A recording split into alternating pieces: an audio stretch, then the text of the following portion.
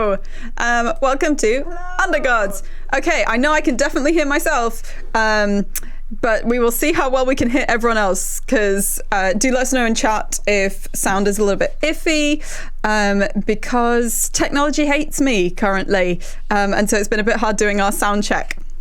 But welcome to Undergods. This is a monthly D&D stream in a homebrew setting, and we are incredibly close to the end. It's kind of, we don't know if this is going to be the end, or we don't know if January is going to be the end. It very much depends what these is chucklefuck's the right word decide to do. sorry, what these project managers decide to do, how they manage their projects. But hi to anyone who's in chat, and hi to our lovely moderator for today, Christopher Robin, who will be taking good care of people. So this is D&D. If you don't know what D&D is, it's a tabletop role-playing game where the four people on the screen with me play their own characters who have things that they're good at, things that they're bad at. They have a little sheet full of that information, and they play their characters, describe what they want to do, and the things that they try to do. And whenever something is in doubt, like something requires some luck or some skill, normally they'll roll typically a d20, which is like one of these fancy dice. Ones are bad, 20s are good, everything else is something along that scale. And we make decisions through that. And I play the rest of the world. I play the people that they meet and the places that they go and the odd things that kind of happen to or at them. And so that's how we go, and we tell a story doing that. Because I don't have my notes up, because again, technology hates me. A few things before we kind of get into recapping the game and such like.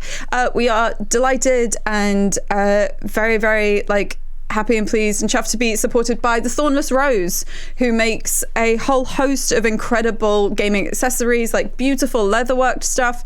And we have 2 giveaways, and all you have to do is say hi in the chat and jump in and chat with us. The first one involves this, which is, you might be able to see it well, I can't quite tell, but this is a rose gold dice which has flecks of gold and rose petals suspended in it, and it's absolutely astonishing and handmade. And one person will be getting that and a set of wax seals, so if you want to look really fancy when you're playing a game and give someone a letter, you can do that really easily. And someone else will be getting another pack of wax seals, but also one of these. I don't know how well you can hear that. It's a mystery set of dice, so there's a ton of dice in here that you get as a little mystery pack. So just join into chat, but also do check out the thornlessrose.co.uk, who has kindly supported us with those things. In terms of trigger warnings for today's episode and safety, because we're near the end where things are quite high stakes, there is a chance of NPC death, there is a chance of character death, there is a chance of description of some violence. However, that's kind of as much as we'll be expecting. If you think about kind of like a 15 film, I reckon it would be probably a fair place to pitch it. Additionally, in terms of safety tools that we use, you might see people holding up pause cards, which is a piece of paper or a card which has pause on it. It's all pretty colourful today. And basically, if someone does that, that just means that we're going to take a brief break. Basically, people hold up a pause card whenever there's something that's stopping them from enjoying or engaging with the game, or if they're concerned that there's something that's stopping someone else at the table from enjoying or engaging with the game. And we just take a quick break to make sure that everyone's all right, have a check-in, and then we'll resume play. If you're interested in other safety tools, like check out Kiana S's safety toolkit and such like, which is where we've drawn from stuff for different games. I think that's kind of, this is going to run until about 5. There will be a break halfway through, and this is all added to YouTube as soon as possible. You can also see any of the past episodes there. So let's get to know these characters a bit. Basically, everyone here plays an Undergod, which is a character who has a special power. Now, they thought these powers were because they were descended from gods, and they found out in the last episode that their entire lives have been a lie. Or, maybe they don't feel that way. We'll see what they say. But basically, they discovered that actually they are parts of a destroyed god. Kind of, if you want to think of like when crystal gems are shattered in Steven Universe is maybe a good reference point. But they are actually parts of a god, which is why they have special powers. And they are currently trying to stop a group of immortals called the Deathless from building a monument, which is essentially a teleportation circle that encircles the entire land and would teleport everyone not across space, but across time, and send everyone back several hundred years. But they've got reason to believe that this magic is pretty volatile, pretty dangerous, and might actually just destroy everyone instead. So they're readying themselves for that kind of final showdown with the Deathless. But yeah, sounding off like alphabetical order, tell us your name, your pronouns if you're comfortable, your character's name, your character's pronouns, and a little bit of flavour about them and where they're at. So kicking it off with David. Hello, my name is David Altman. I am he, him, and so is my character, except he's a tiefling, and I am not. He is a retired adventuring bard who is sick of this shit. That's right, it's a 15 rated movie, I'm swearing. It's been a tough old road for Tender Levenkir, who is the name of my character, and he has just found out that the people who are threatening the world are also now threatening his family. So that's fun. So he's very interested in wrapping this up and swift retribution for all involved. Nice. Hi, I'm Griff. My pronouns are they, them. My character, Aware is what we're calling them because we can't actually pronounce their name because we can't change the color of our skins at will, is also a they, them, and is now, in the latter part of our story, actually out and about as themselves rather than wearing another person with another set of pronouns and another name, because they're learning trust, and they're learning trust just as they're learning that their employers are trying to ruin the world. So this is possibly a bad time to learn trust. But they have found that there are at least 4 people, the 3 people around them and the dragon that they are traveling with, that they do trust and that they would like to continue supporting as they go forward. How they're going to do this as basically the in-world equivalent of Beast Boy has yet to be proven. Hi, I'm Hannah. My pronouns are she, her, and so are my character's pronouns. Her name is Phoebe.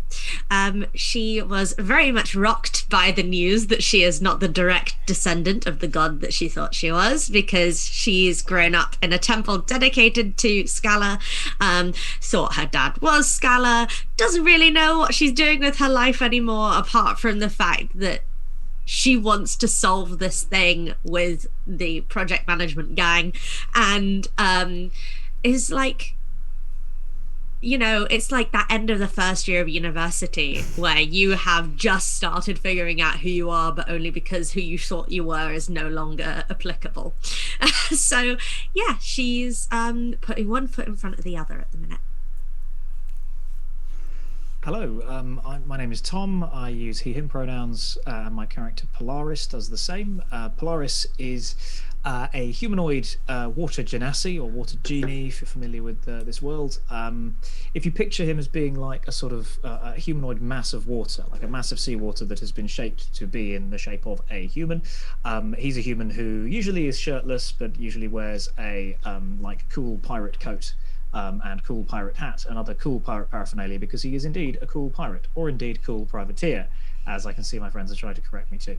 Because technically the last few years he has indeed been a privateer, having taken the whatever the in-world version of the King's Shilling is, and worked for the good guys, who, as you've just been hearing, may not have turned out to be the good guys after all, etc., etc. He's one of the people less surprised by all this, not that he's sort of thought they were sketchy, but just that he's been taking contracts all his life and not really paying too much attention to the morality involved.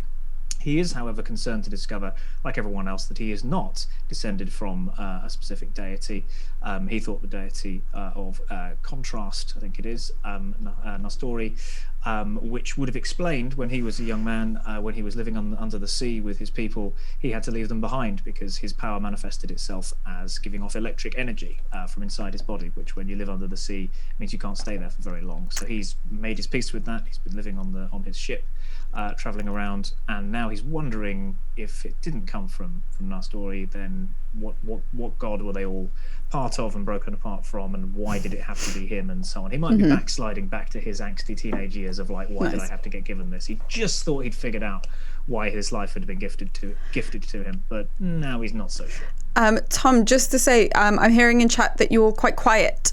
Okay. If you're able to boost up mic at your end, that would be absolutely grand. I can definitely do that. Thank you, chat. Cool. Let us know in chat if things sound better in a minute, and I've just doubled my input volume. You sound louder to me. I think you'll be grand. I'm assuming that's cool in chat. Let us know. Thank you, chat.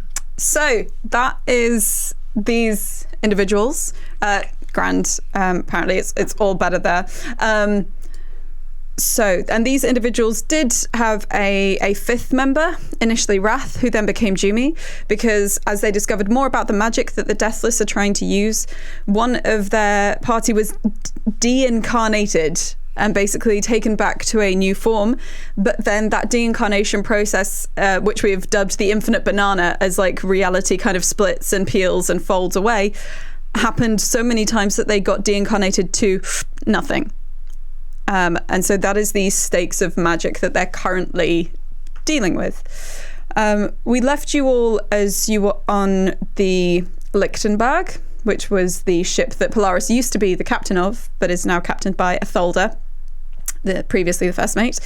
And the Lichtenberg was kind of pushed to slight breaking point for various reasons, but partially to get you back to the Stilisma estate as quickly as possible so that you could return to your allies Maron, to Celeste, who's a kind of defected Deathless, who is now on your side, and so that you could kind of put your particular plan into motion, which, to recap for everyone watching, these folks have a magical item. It's called the Heart of Beasts, and the dragon friend that was mentioned earlier is traveling with them, and the dragon's sibling soul is trapped in the object, but also the soul of a Medusa's lover is trapped in the object, and they've been fighting over it for quite a long time. But the group theorize that they can get the Medusa on side and use them as a handy tool in fighting the Deathless if they... Sorry, ally.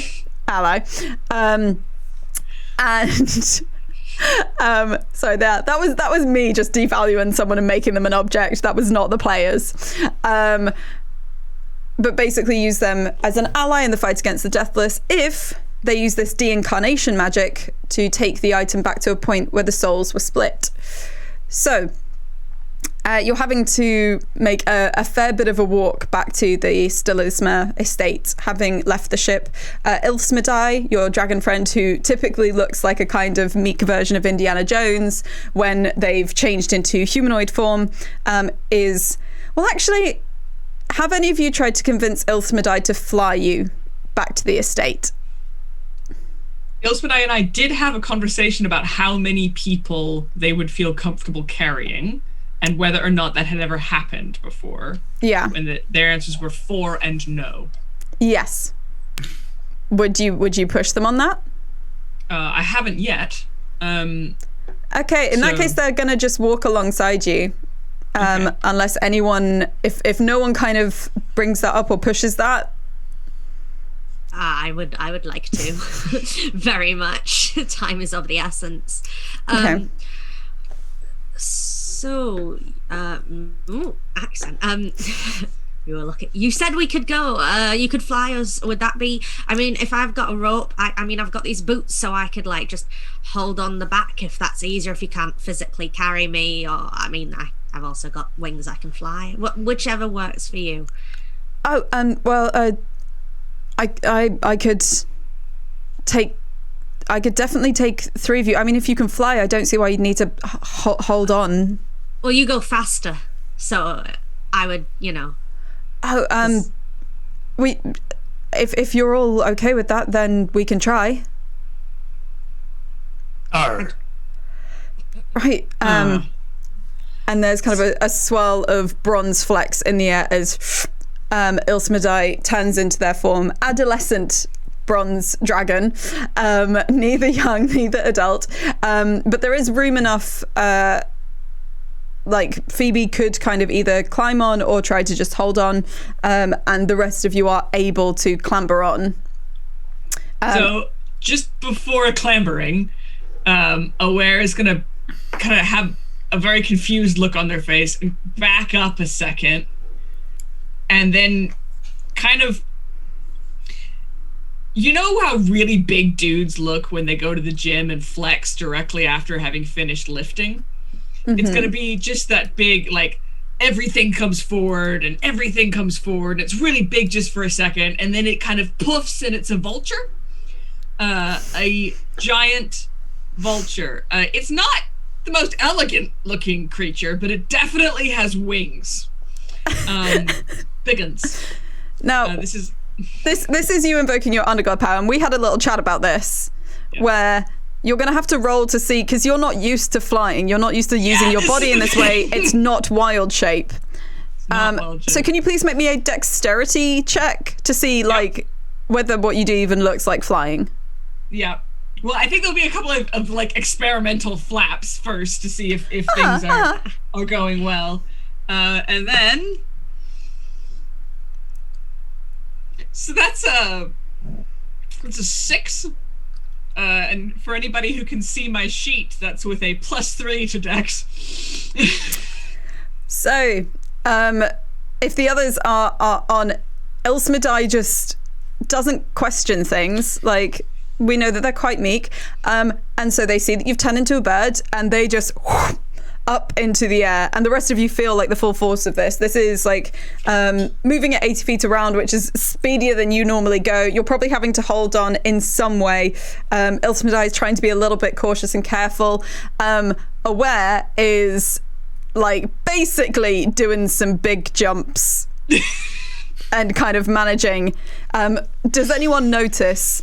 Does anyone keep it like Ilsmedai just does what they're told to do? My passive is high enough, I think. I mean, they're not sneaking, right? Like this is a giant. But you've just been left behind, mechanically large, like and flying like a chicken. 80 feet, and you're left behind. However, it's fair that Phoebe has a very high passive. I think there would be a sort of just like in the boots sort of what's that thing where you are on a skateboard and you're behind a car, skitching. like just skitching, just looking back and like I think we've left someone behind. What? You're right. And huge like banking from Ilsmedai as you all have to hold on. Does Aware keep trying, or will Aware hop on to Ilsmedai? No, as soon as it becomes clear that wings are not a thing that they actually know how to coordinate, they'll stop. They'll go back to what it was, and the look will... It's very hangdog. I tried. It's very much the look of like when you see those old-timey planes that were made out of like paper and wood, and something's cracked and it's just not functioning as it should. However, potentially a little bit sheepishly, you hop onto Ilsmedai and you make good time. You're able to kind of just sail over these forests and such, like evading any, problematic badgers or things like that there might have been in your way. Sky badgers. And heading... Don't tempt fate, Griffin. Heading over this, eventually, like it takes a little bit of time, but Ilsmedai brings you down just in front of the clearing that is in front of this kind of abandoned estate in the middle of this forest. And you're able to hop off. The moment that you do, Ilsmedai, just the kind of flecks of bronze just and back to just standing. I hope that was, is everyone, no one's like sick, or everyone's looking specifically at Tender, I think. Just checking, because Tender's the one that they're most... constitution Tender check. looks old and frail. Tender doesn't like anything either. Like, didn't like being on the boat. Probably doesn't like being in the air. I just rolled a con check for Tender, and that is a big fat. That's a 10. So I'm guessing he's holding it in. Okay. Just a. Oh, I'm sorry. I tried. No, it was the banking when we went back to. I've been holding it in since then. It was just the. I'm sorry. I tried. I thought we'd be heavy. I'm sorry. You're lucky you were never caught in a storm when we were on my ship. Yes, I am. Yeah. You need to get yourself some sea legs. And then I point Where down would at I my get legs, those? which are made of the sea. Yeah. And I'm being very pleased with myself. Phoebe does one very slow clap, but it's just one. So it's like, that's it. I'm just gonna. Thanks, Stamp Dad. Ilsmedai rolled really low on insight and just. Damn dad. In the doorway is standing. Time to figure that out. In the doorway is standing Celeste, who was evidently like able to hear because dragon wings make quite the sound when they're approaching, and so this kind of elf with very smart hair and a very kind of proper posture is looking at you. There were, well, I was about to say there were 5 of you when I left you. There are still 5, but not the same 5. Oh, sorry, that was an invitation for an explanation. Sorry. There's not really time for explanations. And we're not exactly sure what happened anyway. Aye. That's very comforting. Right, well, Whatever happened to Wrath? It looked like it might not have stopped happening fully. I think I follow. And this individual? Points at Elsmedai. I looked to Elsmedai and kind of with the sort of, you are welcome to introduce yourself, sort of. Elsmedai. I've met them and they've been helping me. This is the person who we spoke about separating souls from the egg. Right, yes. Yeah, they're sound. And did you find the item you were looking for? Yeah. Oh my gosh, Aware was so cool. But yeah. So Aware will like my slight side glance at Phoebe to be like, I want to see something cool, and will open the flap on the bag and will mage hand out the ring so that they don't have to. So that you don't touch it because you're a bit of free time. And they will be floating next to them with their kind of, yes, I actually did something right. Right, well, slightly concerning that magic continues, but I guess we can get Moron and was there not something about a Medusa? Do we not need to find that individual? Yeah, if we could, that'd be great. They were probably tracking us anyway, but we have been all over the place and on water, so... Right. Well, no need to stand out there holding in your vomit. You can come indoors and continue holding in your vomit. Come in. Thank you. Ilsmedai will follow you inside. Celeste leads you in. Moron is currently in their study. So this kind of like large tortle figure with a purple and gold pipe, who's sat, if you go through the dining room and you know that there's the kind of the standard illusions go off, the things that make it seem like a magical alarm's been triggered, the sounds of dogs approaching and such like, and you go through these magical illusory vines through a secret door and see Moron, who just kind of spins round in a chair. Right. I'm not going to ask questions because normally they don't... Well, I don't know the right question to ask, so I'm probably not going to get the answer. Well, we're not going to get the answer that we want. Exactly what's happening? Are we constructing again? Deconstructing, hopefully. Well, we have to construct first to then deconstruct. Can you make a circle? Yes. It would be useful to have a little bit of help. Not the strongest, and the hand just kind of summons a massive spectral hand that's like the size of a door. Can only really do so. Yes, sorry, it's a bit crowded here. Takes it away. But it can only really do so much. So if some of you are able to help with that, then any of you particularly strong types. What do you need? Where's going to kind of look blankly at the members of the group for the particularly strong one, but not say anything. Polaris is strong. The ripped guy made of water. The guy who never wears a top as to permanently show off his abs. Water abs. So I mean, like, Damn daddy. I can help. Moron can make like a fair assumption that Polaris is probably the strongest. If I could have, two of you, or two or three, and someone will need to get some components from upstairs, and then if you've got, the special something highly magical, then I'd rather go downstairs and do it again. It's a little bit. Well, it's not necessarily safer. It's we think it'll be better if it's not out in the open air. Fine, yeah. Solid. Right. Who's gonna go with Moron? The others will presumably help with scrying and contacting Atoka.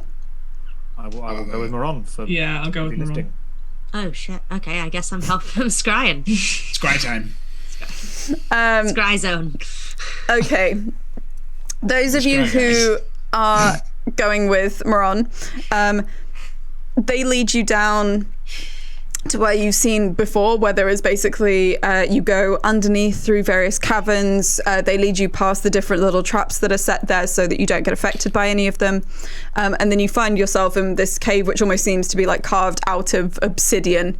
And there is a small kind of dropped pit in the center, which is where you saw a circle formed before. And there's various bits and pieces of like kind of stone chiseled out of the wall to make basically a stone style henge. And I assume you get the magical item off of Aware? Because Aware's the one who has the King's Ransom, the special ring. Yeah, it's kind of like floating next to their head. It's like following them around in a mage hand. Okay. So if the mage hand can only go 30 feet from you. If someone else is going to take it, they're going to have to take it. Well, I was going with them. Oh, sorry, So you were I'm going with them. downstairs as Oh, well. sorry, and it's just Phoebe doing scrying? Cool. So, sorry, all of you, including Aware, head down. Can I get strength checks from all of you? Just as like, there's just a few things we're going to do to see how well you do this. How you doing, Tom? I'm something of a damp daddy. Never say that phrase There's a very big again. difference between damp dad and damp daddy. That's the problem. Damp dad is, his trip to the pub garden has gone wrong on a Sunday. Damp daddy, No. I'm not talking about that. No. We have just raised our age rating. I don't suppose that were I in a form of something a little bit more substantive, I might be able to do this strength check at advantage. Yeah, I'll say that if you kind of, because the fact that for you it's not just like it's a advanced form of shape change because of it being a undergod power, I'll allow that. So Tom, is that 5, 4? Sorry, they went in the screen so I can see from where I am. So 7 and this is my modifier. 5 for tender. Okay. I have a modifier of -1 and I still got a 5. And Aware? That's a nat 20 for a 21. Okay. Right. Where's going to bail us out here? Aware, who I believe in this case would have looked at things. Is this going to be like a handling, like a carrying, It's a lot of carrying. It's a lot of also strategically leading so that things support themselves and their own weight and such. Like Tender takes 2 points of damage. Polaris takes 1 point of damage because at various points you slip, you drop things just onto your failing own to get, feet, like, you a let things slam sofa-like onto your object around the shoulders. corner. We're being assisted by a giant octopus. However, Aware is clearly doing most of the work. It's still going to take a little bit of time because only one person is truly pulling their weight. And Moron is a very old turtle who is basically making sure that everything is in the right shape using like a big piece hand, but isn't actually doing much of the carrying. Because that's a very distinctive thing. And actually says like that they will... you... I just need to see how good they are at lying. Okay. You keep going. Wonderful stuff. I'm sure, you know, good set of hands. We'll just go and get the components that are needed beyond the special little the little ring. But yes, good. And slowly walks out. To me, Florence. Oh, bollocks, me toe. It's very much that. So Moron heads up and goes through their study and is heading upstairs and goes past where Ilsmedai, Phoebe and Celeste have kind of probably settled at the dinner table because that's the easiest place. I don't suppose you're not familiar with scrying, are you? This is Celeste saying to Phoebe. No. No experience. I'm willing to learn. Great references. Sorry, references? I'm not familiar. Past people who've said I've been good at learning things quickly and helpful. So no, I don't know anything, but I'll pick it up quick. Right. Interesting. Well, let's have a go then, shall we? You're not one of those clerics who can make people better at things, are you? Not as such. More one of them clerics who sets things on fire, to be honest. As these things go. That's absolutely. Wasn't sure I'd met a fire specific cleric. Look, Moron will have some scrolls upstairs. The thing is, I haven't met this individual. I mean, if I have them described to me, I can have a go, but it's not going to be as good as someone who's met them. So either you, pointing to Phoebe, or you, pointing to Ilsmedai, I might have to guide you, tell you a little bit about how it works, but it will be more effective if you do this. Well, Ilsmedai is the one who's been in sort of a, not eternal, but a really long fight with so you probably know more. I've never cast a spell. I don't know how to cast spells. I know I can do when I change, it's not casting a spell. That's just right. what I can do. Okay, so right, but wait, isn't Celeste casting? Sorry, he's again new to this. Celeste would be casting the spell, and you'd be describing your nemesis, right? That's how that works. Yes, it's or do you have to cast the spell and think of the person? Is that in one?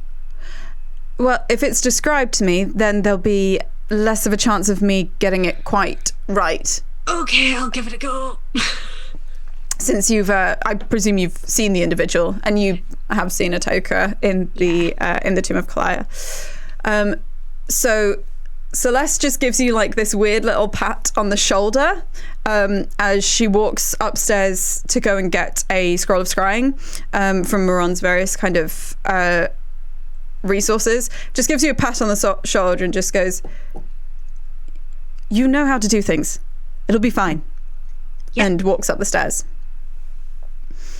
Is there anything, whilst you'll have like a tiny bit of privacy, Moron and Celeste are getting things, obviously Ilsmedai's with Phoebe, are there any few things you want to say before we get into magic and its consequences? Totally fine. This isn't like go time, is it? Go time is, well, yeah. Go time is basically when you've got Atoka on side, or you've spoken to Atoka, yeah, and you're happy to go. Go is like when you signal to Celeste, teleport us to Ewalt's Gate. Fine. No, in which case, no, nothing for now. Cool. However, Tender, it might be one of the reasons why you were a little bit bad at doing things. You know, why you were a little bit distracted, or why you got hurt trying to move different items, because a voice goes off in your head and just goes, I found something. Hi. Ow, bollocks, me toe, Jesus. A tentacle reaches out, like steadies from the other side. Oh Yes, god, I've just got this image of one of you holding like this massive thing of obsidian, but just like turning 180 to look in the other direction whilst everyone else is like ducking, and this absolutely ridiculous like clowning scene is unfolding. But yes, you hear the voice that you know is Isla, the sentient diary that you have. Yeah, Isla, what did you find? Was it about us? As in, what did you find? Well, you asked me to see if there was anything that I was ever told about destruction, or Ewalt's Gate, or anything like that. Yes. I remember it clearly. You're really well. Like, I always thought that you had me so that you could remember, because you always told me things and then I'd remember them for you. Well, that's exactly what I'm doing now. Is just checking the old memory foam. I'm a book. Checking the book. That's allowed, isn't it? Yeah. No. What have you found? Oh, wait. Is foam a code? Yes. Okay. So this is what the foam found. There was this time that you told me that you'd wondered about destroying Ewalt's Gate, Yes. but you thought, because you knew some of the Deathless people, and you knew that's where they got their power from, and you'd heard something when you got told about all of the god stuff, that's where your power came from. So you didn't want to destroy it. You said that was the thing that you should probably not destroy. That's why it took me so long to remember, because you spent so long talking about things to destroy that was just one of the things that you thought you wouldn't. But before I decided not to do it, did I have like a plan of how to do it? You talked about the heart of it. I don't know if you were being metaphorical or if you were being, sometimes you got very poetic. Quite coldy. Yes, it might. You've never been as into codes as you are now, but maybe it was a code. Like how I didn't know foam was a code until you said. Yes, well, you don't know. Anything could be a code until, you won't know anything's a code until somebody tells you it's a code. Wait, anything? Anything. Wait, is that? No, No, that's not a code. I hear the weather's nice in spring. Did I do it right? I mean, yes, what were you trying to tell me in code? That I understood your code? Yeah, all right. We'll work on this. You've got potential for coding. Right. Coded phrases. But in terms of the heart, we don't mean the... we didn't mean the heart of beat. No, because that's... No, you said that there was a heart, and that was meant to be the heart of the dead god. Right. But I don't know if that's a code as well. We're the dead god. Thank you, Isla. This has been What? very useful. What? You're a dead god. Well, we're bits of a god. I'm part of a dead god.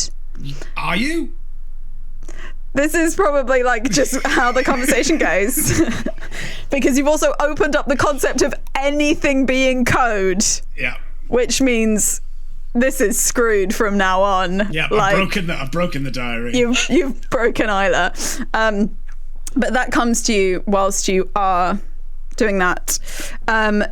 Meanwhile, with Phoebe, Celeste comes back in and puts a scroll in front of you. It's unopened, but there's little markings around the very edge, which is how Moron marks down all of their scrolls, and sits down opposite you at the table.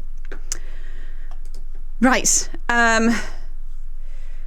So, Hannah, what's the... Just trying to remember the highest level of spell that you can cast? Because I think double checking. I think it's 4th. Just checking. I don't think so. I think it's higher. It is. Yes, it is. You're right. It's 4th. Cool. Okay.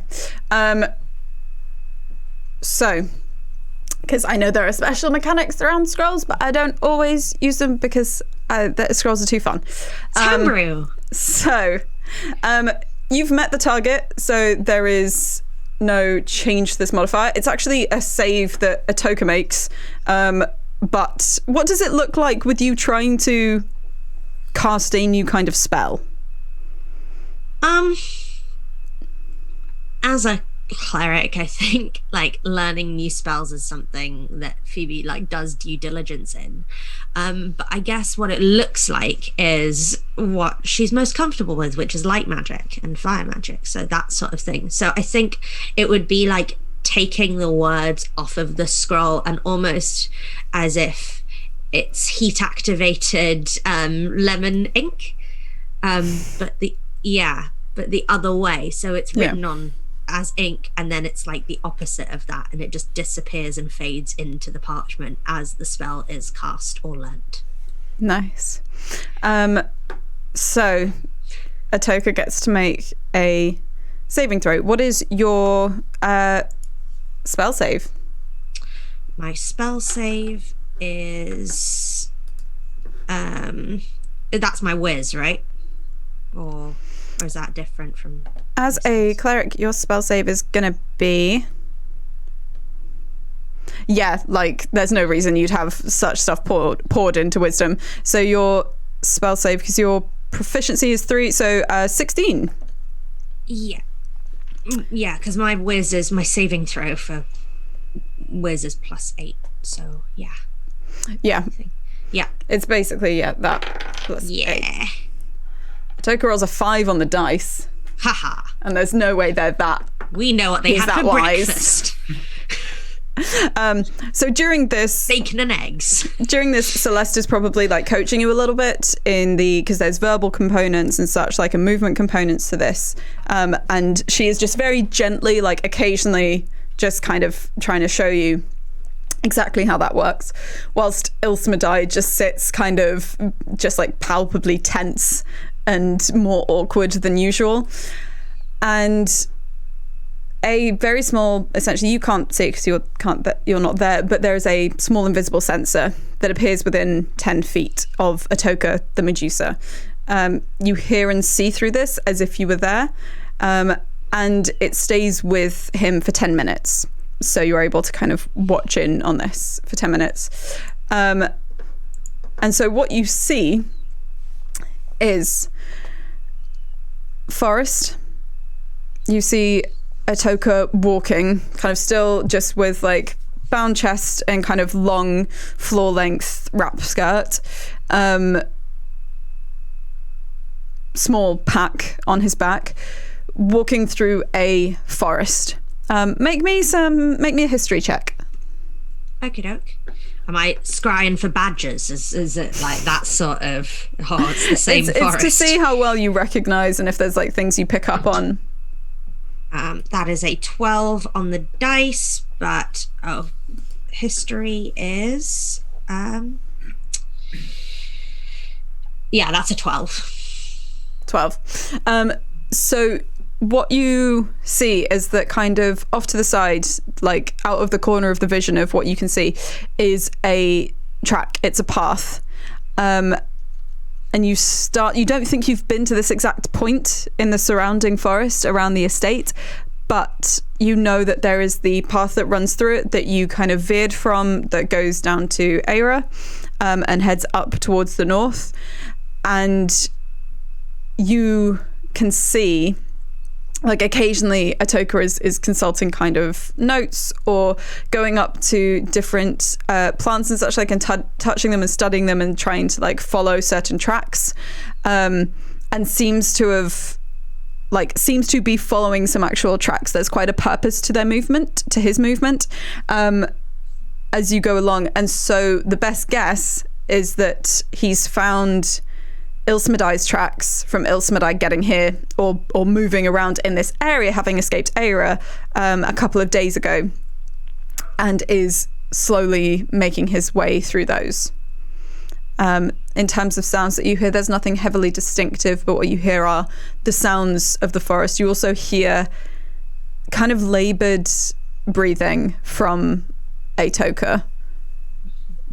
And the visual is of someone who is struggling but pushing on, basically. So that's what you get sitting with that for 10 minutes. Those who are downstairs, can I just have a fresh strength check just to be like, have you done this quickly, or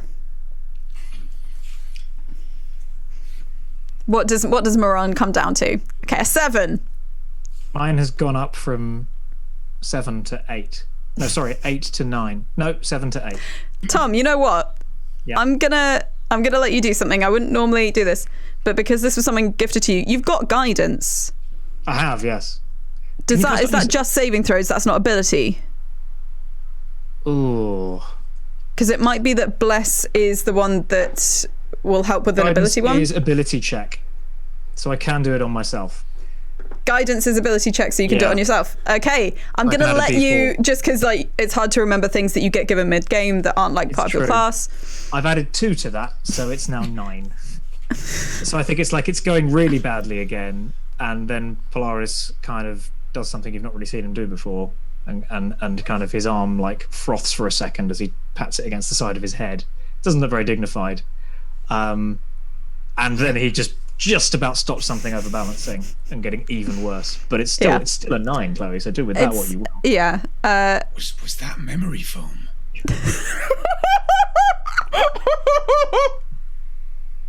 Should we call the session? Should we call the campaign there?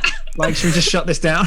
Yeah, everyone pack up. Take the day off. It's okay. Thank you very much, everybody. We're all just going to be skinching along behind David now. How did Aware roll? That was a 15. Okay, so Aware is still continuing to basically carry this operation. David, has Tender shared anything that Isla mentioned with the others present, or are you keeping a lid on that currently? I think you'll have shared it in a slightly more vague way, in a sort of like, hey, you know, these sort of these abilities that we have.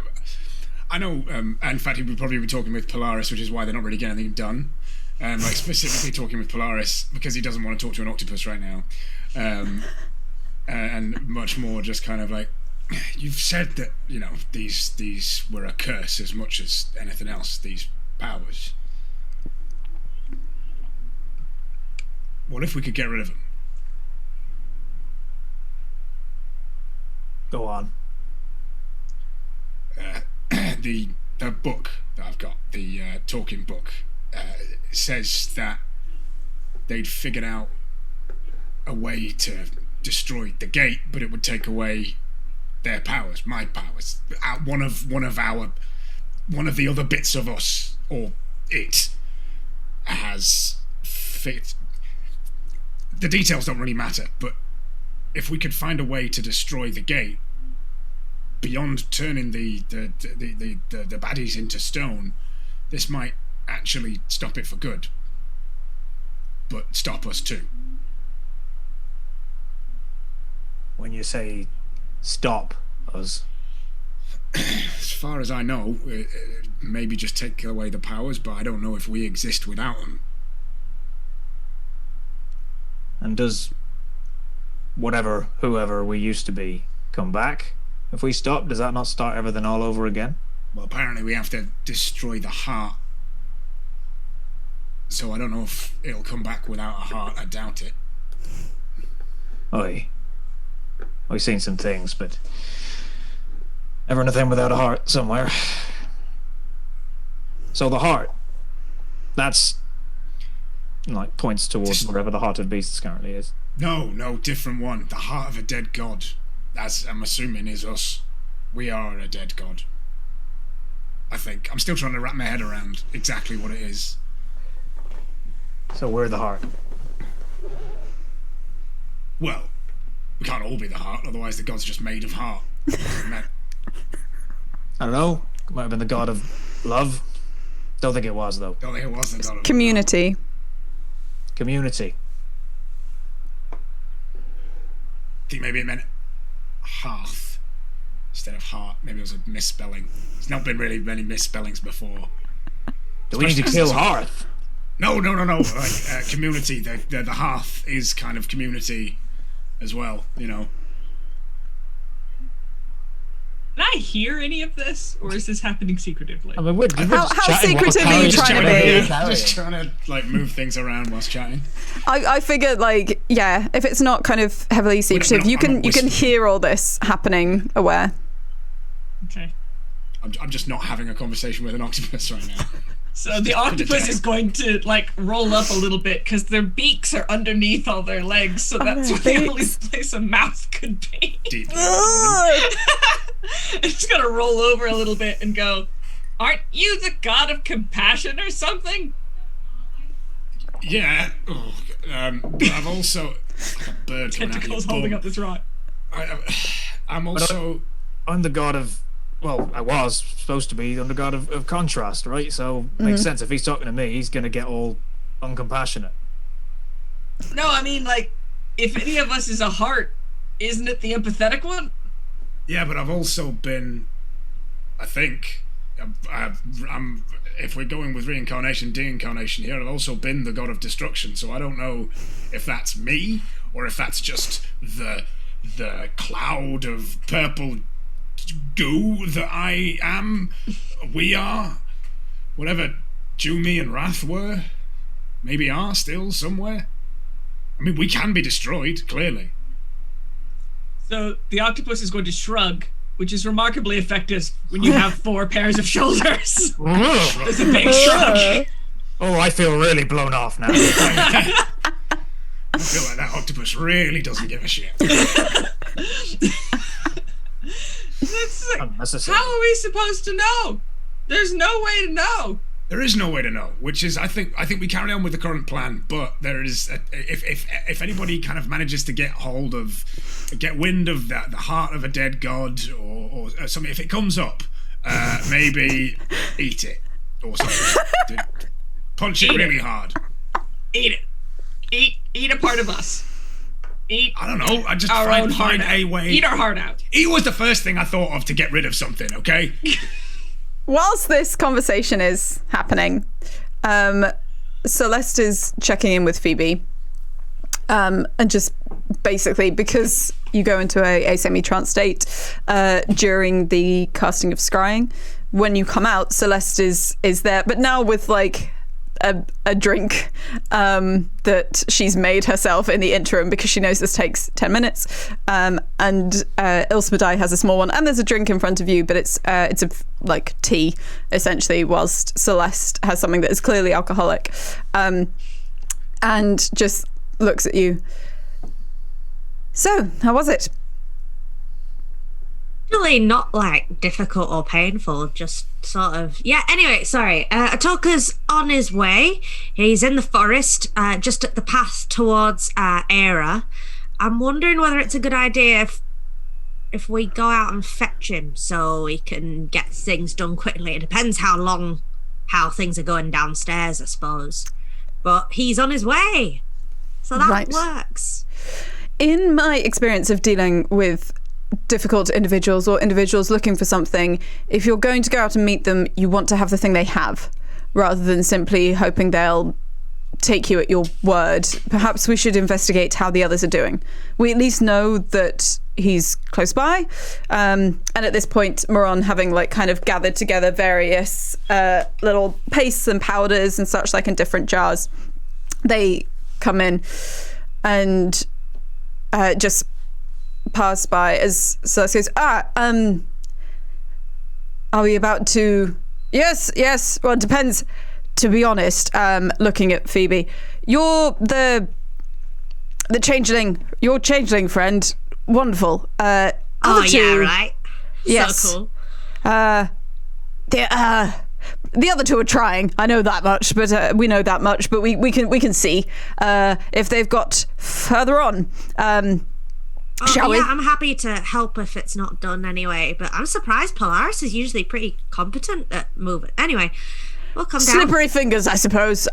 We don't want to make generalizations, but yes, what yes. a joke. Presumably. Right, shall we? Yes. And Moran heads you all again down into the caverns, into the various tunnels and such like carved out of this stone. And your footsteps kind of echoing as the upstairs goes further and further away.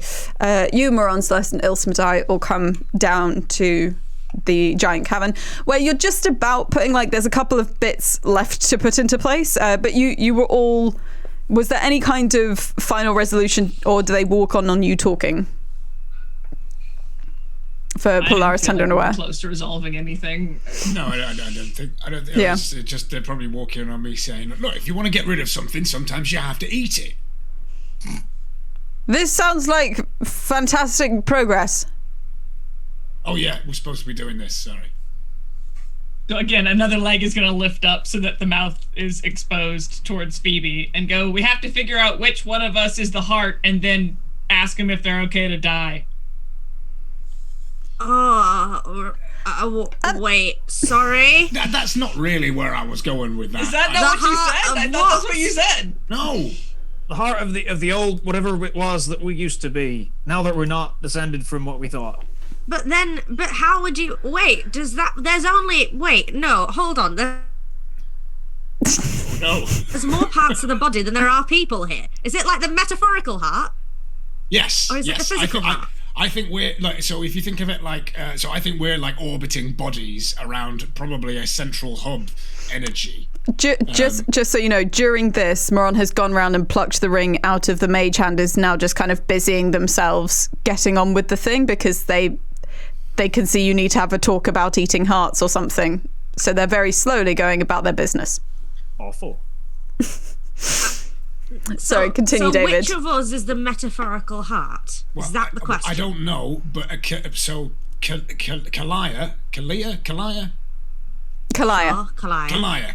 who I used to be, had an idea of destroying the gate. Yeah. But then they decided not to because it would take away their powers, but it would take away everyone's powers. Oh, well, I mean, okay. Polaris, do you want to keep your powers? At risk of not being able to save the entire world? Not to be a dick about it. Well, no. Great. What about you, Tender? How do you feel about it? I barely use mine. Right, okay. I hate mine. I feel we really just skated over that. And it's not the entire world. It's this island, right? Okay, the continent. It's our it's a continent. Yeah. Just getting A big island. All right. Our world. Anyway, I think the person who actually likes their power is you, Aware. Yeah, I dig it. Would you feel comfortable giving it up? I mean, if the choice is everyone dies or I keep my toys, I think I know what's the easiest answer. Great, so we're all in agreement, so... I mean, no one asked you. Do you? Fuck it. What's the point of truth if... Anyway, what is everybody's going to lie to you for years. She sets fire to horses. I thought you could give yourself migraines. I can give myself migraines as well by seeing the future, but it's not like I can interpret it, and the person who could help me interpret it's a liar himself, despite being the god of truth, so I don't care. Right, so we're all agreed. If we get the chance to eat the heart, or some other way that I can't think of to destroy something, then... Phoebe just holds up hands like this and goes... or and just for the fuck of it, a tentacle comes across and gives you a high five. Oh, does it get stuck though? Oh, It's just like a brief one, and then it comes across. Calamari. Just say that out loud. Calamari. Because the smell of the heat on the squid for a second. I guess it's octopus. No, I haven't cast anything. I thought it got stuck because it went like. I thought it got stuck because it's a sucker on a tentacle. Stop frying each other. Calamari. Calamari. Okay. Moron is literally kind of nudging people out the way whilst they're kind of spreading the relevant salts and powders around and stuff. They're not stopping you. They're not stopping you from just saying the word calamari at each other, but they are very obviously trying to just do stuff. Jiggling. How can we help Moron? Anything else needed doing? We'll need the item and a plan of exactly how we're going to get it in and put it out at the correct time. Also, what are the receptacles for the other souls? You said you wanted to get some souls out. They might need somewhere to go.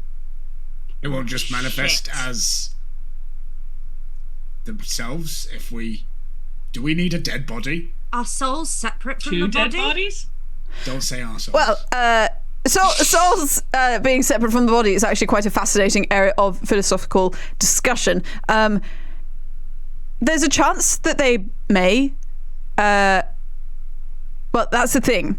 We've only seen this with your friend, where obviously a body became, and a soul became the previous body and the previous soul. So if we take a soul and throw it back in time, as it were, will we just simply get the soul? It may not actually draw any kind of body back because we're not deincarnating the body. We simply have the soul. So we might want something we can hop them into. In your experience, what's a good receptacle for souls? Apart from bodies, because we might not have one. Yes, sorry, we were going... just exactly what we were going to say was bodies. Something that doesn't have too much other intrinsic magical energy, so that it's relatively easy to retrieve the soul from there. I mean, there are items that looks at the kind of shimmering in and out of invisibility ring of mind shielding on their finger. There are items that are built specifically for the keeping of souls. I mean, this one... Oh, is this what we're really going to do? Well, hang on. If we put them in there, can we get them out again? No.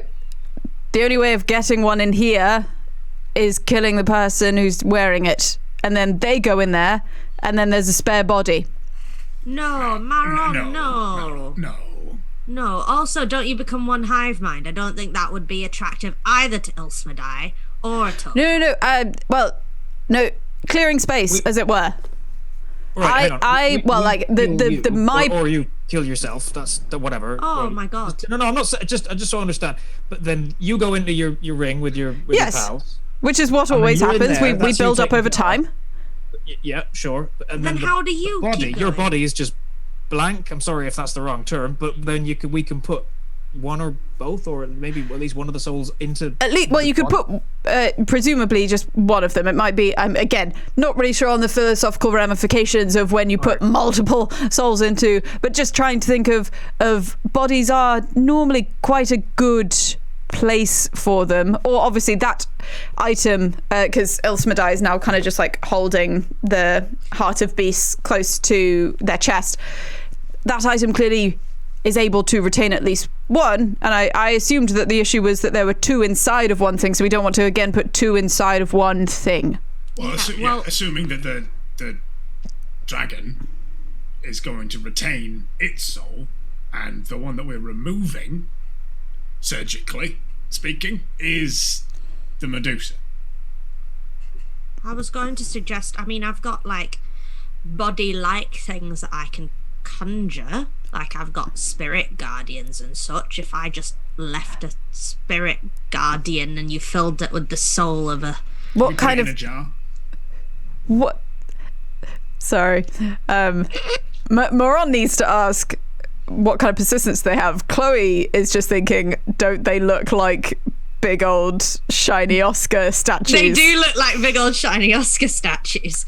They Right. last up to 10 minutes, but if it's like because they're sustained by me, but if you put a soul in it, would it not be sustained by the soul? As Chloe, feel free to use this information how you will. If you went with that plan, I would leave it. It would be down to a dice roll as to whether it would be possible, but it would be a thing left to chance as to whether it was either the soul is in there for 10 minutes and then doesn't have a thing to be in, or whether it continues to persist as a big shiny gold statue.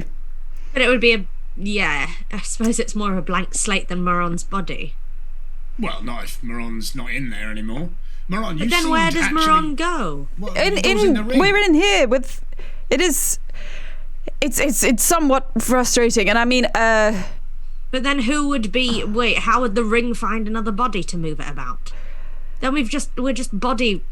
well, no, I presume you take the ring off of this particular body that we're currently utilizing, and then presumably one of you could just hop this on and figure out what's best to do with it next. Or Celeste, I mean, you're quite versed in such things.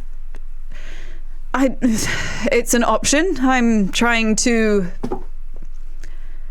let people guide themselves. You are the majority here, the four of you. What do you want? Is this It's to your Moron? soul. Yes, it's your soul. It's your ring. It's your body. What do you want?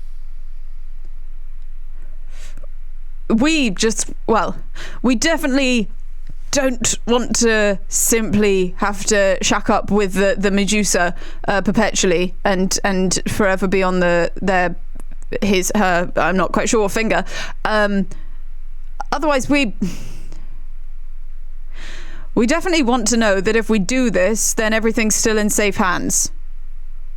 It might be beneficial if we're still able to speak to you and assist.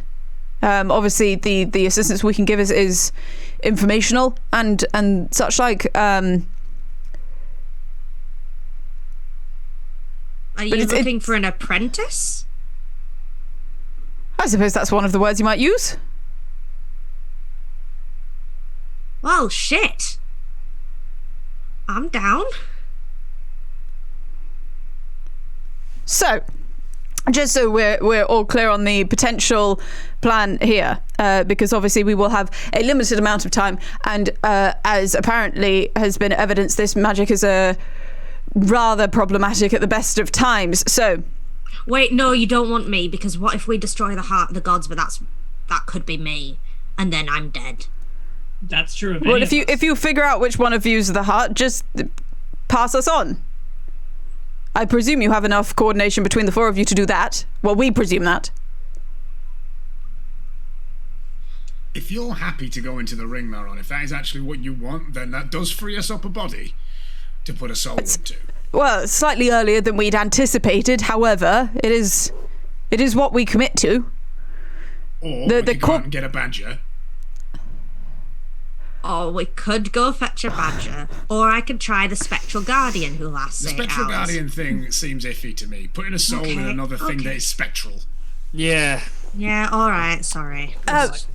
Unless we've got another dead body flapping about. I mean, we could make one pretty quick. Where? Find a person. What? We're rather isolated out here. What, just kill a random person away? Look, I'm just saying that there are options. You want to order some food and kill the delivery person? Or, give them the benefit of generations of knowledge and magical power all at once. You can have worse deals. Hang on, don't we know someone who would love generations of knowledge? Lots of people. I, for one, would be very interested. What about the yard? I'm sorry, I'm getting very confused. So there's ourselves, there's a badger, and there's a unit of measurement. The yard's an old associate of mine. Never gonna She get likes me. being a power broker and a knowledge broker in the world that I'm from, out on the seas. But I don't know if she'd. Firstly, how we'd get her here quick enough. Well, no. Yes. We don't need to do it straight away, do we? We could promise that we would get you to someone. Well, as long as it happens it- relatively. I mean, I definitely would want to be worn during the interim. Otherwise, we can get a bit loud and it's a bit echoey without someone else to communicate with. And yes, time probably is somewhat of the essence. Okay, so rewinding here. The problem we've got is we can inside the Heart of Beasts, right? We've got two souls. The soul of the dragon whose egg it is, and that's your sibling. And the Medusa's soul that ended up in there in means that I've forgotten. Now it's the dragon's egg, so we don't need to worry about getting your sibling's soul out of there. They'll be happy on their own if we can do that and unpetrify it. If we get the timing right, yes. Right. But effectively we're opening a big old flask of water, and the water's going to go everywhere, and we want to catch the water in something else. I.e., the Medusa's soul has got to go somewhere immediately in that moment. Otherwise, Atoka, who we are just letting come find us, is going to be very angry or very grateful that we've saved their lover. Yes, the perhaps not the most imaginative, but yes, quite accurate. The idea of the spilt water without receptacle. Right. Yeah. Well, I just stick to what I know. Well, yeah, precisely. Aye. So and you're saying that it could go into your current body. Well, that's how we've operated for years and years and years and years. Obviously, someone wears this, and we all share the information with an individual who is wearing, and then when that individual comes to the end of their time, they make sure there's someone else ready to wear the ring. And so there's lots of us currently kind of bandying around, as it were. Obviously it's only one soul, but it's one soul who's taking on all of the information from all of the previous members. And so yes, I mean this is a little bit sooner than anticipated, but not a change of the actual process. So, what I'm hearing is, we can do this, and we figure out who your apprentice, your next avatar is, when we have more time. Just gonna roll for how much. Feel free if you want to kind of roll persuasion, because this is just the one thing from Moran is trusting that you're gonna find someone to be the next step. And that this isn't just going to end up with the ring just getting, like left or thrown off the back of a cart or carelessly kind of not getting sorted for quite some time. If you want to roll persuasion, do, and let me know what it is. 16 on the dice. 16. Okay. Oh, What was that? that's a 28. That'll But do. I have to say something because I haven't actually thrown it in the ring. Well, I wonder if does Tender say something, or is it that Tender is weirdly at his most persuasive with just like a look when he stops trying to when he stops trying to fix things, when he stops trying to do stuff, and just kind of. I think what he will say is instead of trying to persuade, I think he will give a look and just say, Maron, is this what we're doing? Yes. Okay, then we will make sure that the ring finds a suitable next step. Yes, you will. Right. Well, you'll have to be prepared for the fact that we don't know what state the Medusa's soul, this individual's soul, is going to be in. Probably will be quite surprised at being here, pointing to Tortle. Right, I'm going to need to take you through this, or if someone wants to actually pop this on, because the thing is, the moment that we set everything in motion, I'm going to need to be dead. Or, well, this body. Obviously, I'll still be here. And the whole putting in of the item and extracting the soul and making sure the soul reaches and such like will need to be handled by you all.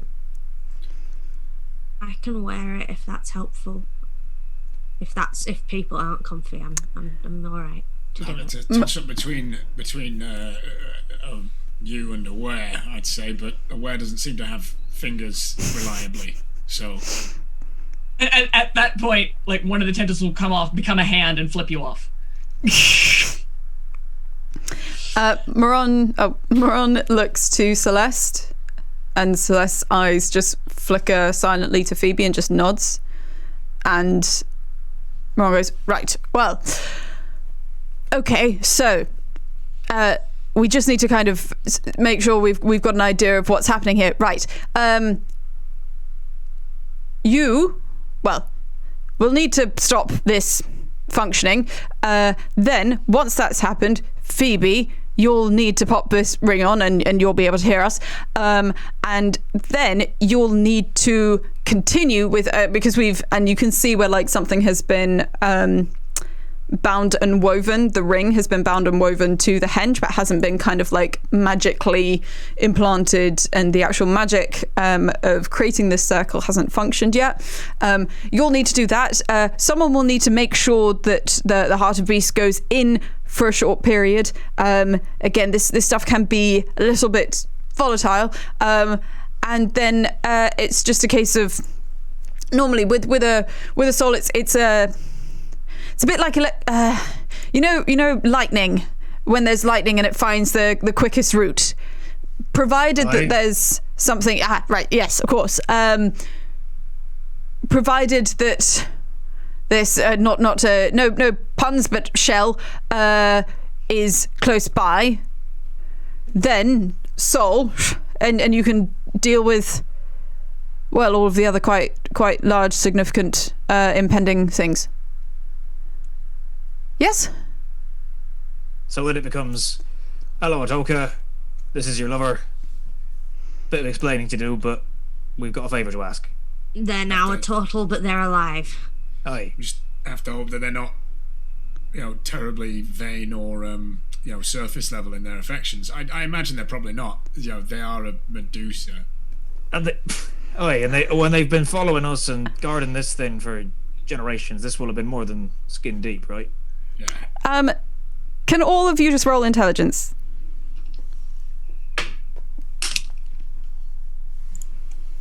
Oh, hang on, I think I just worked it out. 17. 12. 13. 13. If you think 16. If you think you've worked it out without the roll, Tom, what do you think you've worked out? Polaris might go, there's not skinned. Oh, hang on. If there was a Medusa can look at other Medusa, right? And not, but I don't think a turtle can look at another Medusa. Oh, that's not Medusas, as was demonstrated when you saw Atoka the first time. At least in this world, in my world, they're not immune. It means that these two have never looked. They've never looked each other in the eye before. Therefore, it's definitely not skin deep. In that case, Polaris goes through that and he's like, "Wait, no, hang on, no, that was the whole. They hadn't. I think we might be all right." Great. Yeah, and I'd say tender because you got a 16. I think. Did anyone get 16 or higher? No, 16. Phoebe. Then everyone but Aware kind of. Obviously, Polaris fills in Aware, but yeah, you're confident that definitely there might be other things that are complicated by becoming a turtle, but these two have never even been able to look each other in the eye. Right. So, Okay, so my job is to make sure we finish. I've got the ring up there. You'll guide me through it, but we'll be okay. We'll still be here. You're very attached to these bodies and stuff, especially for the ones who reincarnate. It's a little bit strange, frankly, but we'll still be here. You just need to make sure you're wearing. Yeah. No, sorry. Yeah, I don't remember reincarnating, so Oh, of I'm course. kind of scared. Right. But Oh, don't yeah. worry. Like we said, it's a bit sudden, but fine. Could you do me a favor, Maron, and when you get in there, just ask him to ease Phoebe in gentle. She's not been training or for this. I mean, you've had voices in your head for a little while, but Yeah. it's gonna. I'm worried it might be a lot. No, we'll be very kind. Don't worry. We're not completely socially inept. Cool. Okay, we should get going then. Let's go. Right. So with your plan, can I just get from you as you can either do this as players or you can do this in character?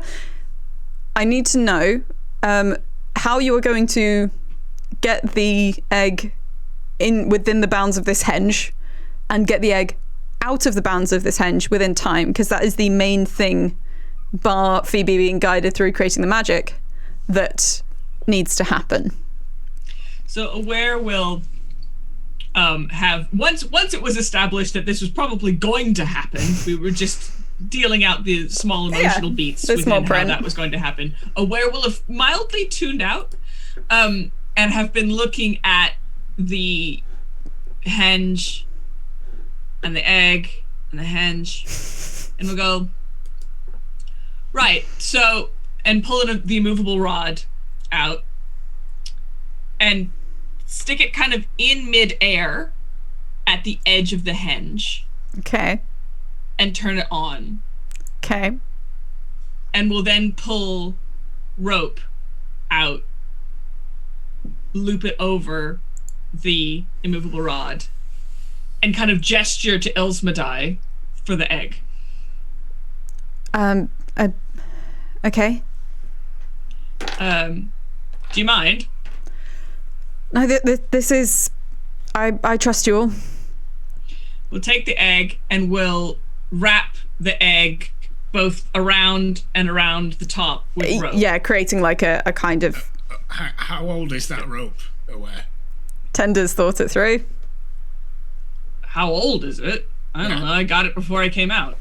Well, why don't you use my scale mail instead? Because iron's a lot older, and I didn't get this new. This was handed down. This has been in use for ages and ages and ages. Just a reminder, I've forgotten a blooming name. Sacagawea Jimbo. Where, Who are you? Ilsmadai? Ilsmadai? Celeste? Celeste? Moran? Indiana Ilsmadai. Jones. Ilsmadai, right. When did this happen? I'd say about 10 years ago. Right. Oh, well, then my mail armor's definitely older than 10 years, so it's not going to disintegrate. But is your mail armor going to be... We need to get it out. We need to be able to tug it out of the... Well, that's what I'm Or saying. deactivate. If this is on a pivot point, it'll swing in. It'll be in for maybe 2-3 seconds and then swing back out. So you're just gonna like pendulum it until you've hit enough. But your rope isn't 5 years old, so the egg's going to get 5 years younger, and that means that your rope is going to get 5 years younger as well. Right, it'll disintegrate. Okay. I'll allow that if you wanted to use the scale mail with this plan, with the because the thing with the immovable rod is quite smart, that you could create something where you just like swing it through the henge. I have another plan. Plan 2. I'm already 5 years too old. Fuck off. Hold on. Tender loving care. Hell yeah. What if I just hold it, and when I feel right again, I peg it out? Okay. This does mean that there is the option that you could have 3 souls in you at the end of this experiment. And that's shit. We don't like that. No, Chloe we is don't such like a fan that, of but this we plan. We put Maron's body in there too, and he can get a bit younger. He's old as hell. Maron, wait, no, Maron, hold on. Does a soul go to an empty container, or does it go to a full one first? If there's a nearby empty one, path of least resistance. Great. So that would work. I'll just ball through. I like this plan. I mean, If Maron says it'll work. And I'll I've bless you, never- and hopefully that'll help. I haven't heard a plan this big in energy since the Black Charlotte went down. That's large energy, BPE, that big is. plan energy. Right. So, Aware will untie the rope and pass the egg over. Before he takes it, he will just look at Ilspadai and just be like, I'll need your trust on this one. you have it. Okay. And so Don't go too young. Don't go younger than your kid. That's Do all we- I'm saying. That would Do be we want weird. to back up on here? Do we want to tie something around him so we can yank him out? Do we want... Might Nothing be you tie to advisable. me is to end up disintegrating. It's the same issue. Unless you want to put the chainmail around me. it might be advisable. Just a trip could cost you several years. I'm Fumble, down etc. to- Phoebe, just. All right. But I will allow that you've got various bits and pieces on you. Some of you have adventured for quite some time, and you're able to have something that is primarily metal chain that is going to sustain, that you're able to tie around Tender.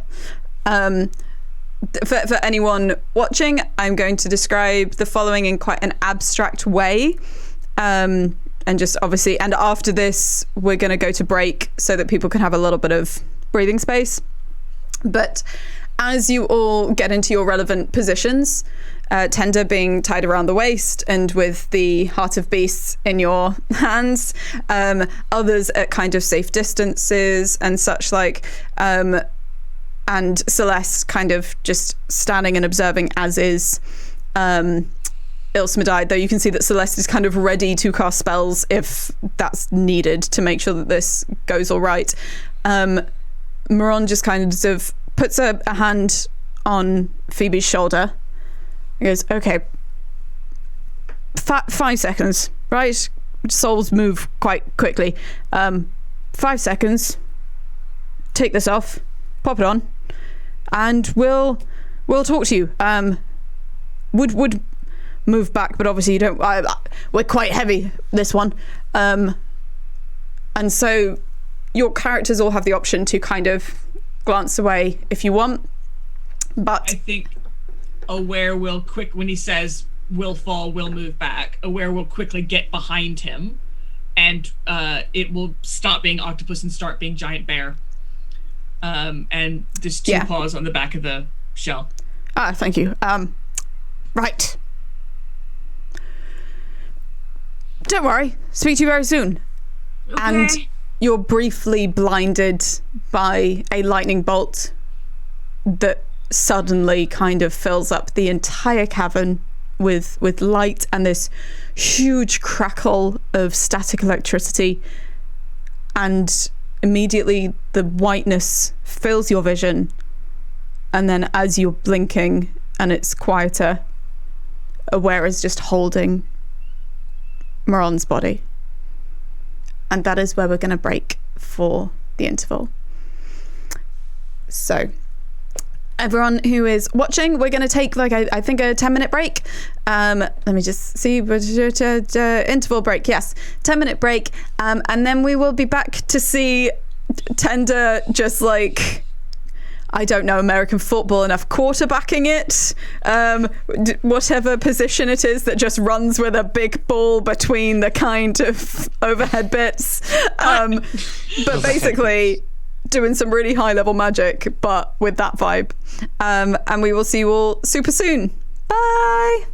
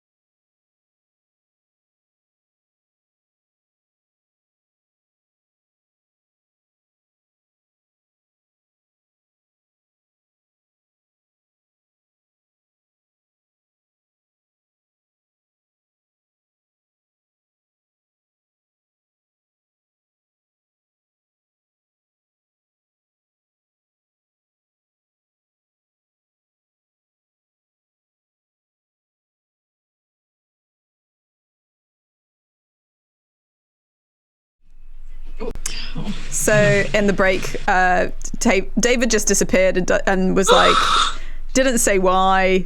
So yeah, we're just not playing with David anymore. Just figured, like, let's not. That's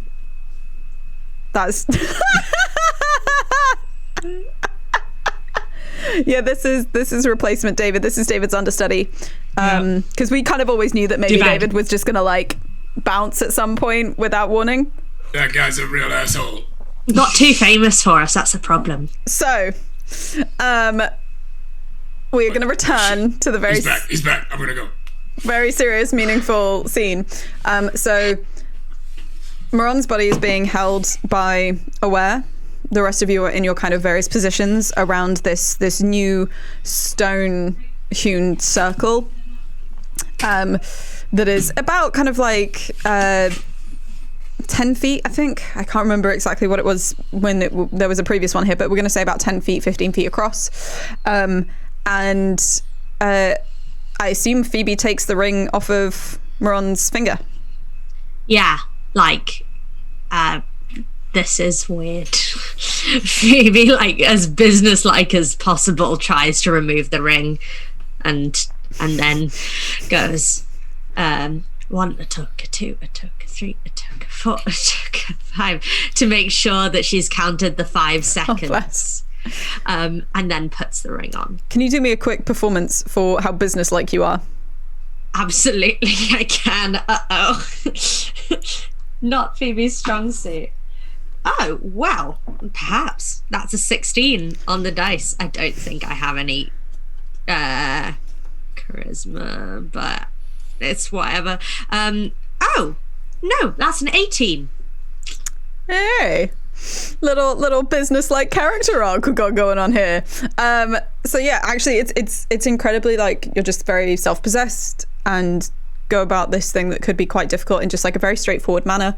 And you manage to count those seconds in your head. You put the ring on, and you can just hear like a hum. It's just the hum of someone not speaking right now. But then after a couple of seconds, it's you might have expected it to be echoey. It's the same voice, but like dampened, as though in a small space or a very crowded space where there's lots of things to absorb the sound, as it were, is the only kind of big difference. Unfortunately, I don't have my fancy sound desk, so I can't do that through... I'm going to have to just do it through the power of my voice alone. And you hear a voice that says, you should be able to respond in your head. Phoebe just goes, yes. Like thinks it really hard, like really loud. Not so loud, it's fine. You can just think. Wonderful. Right. Step 1 done. I'm just going to hold up like a thumbs up to the rest of the crew. Like a... And what you get is basically some instructions of the words that require chanting at this point. There's a couple of small vials of different components that haven't been spread in like almost a salt circle around the circle.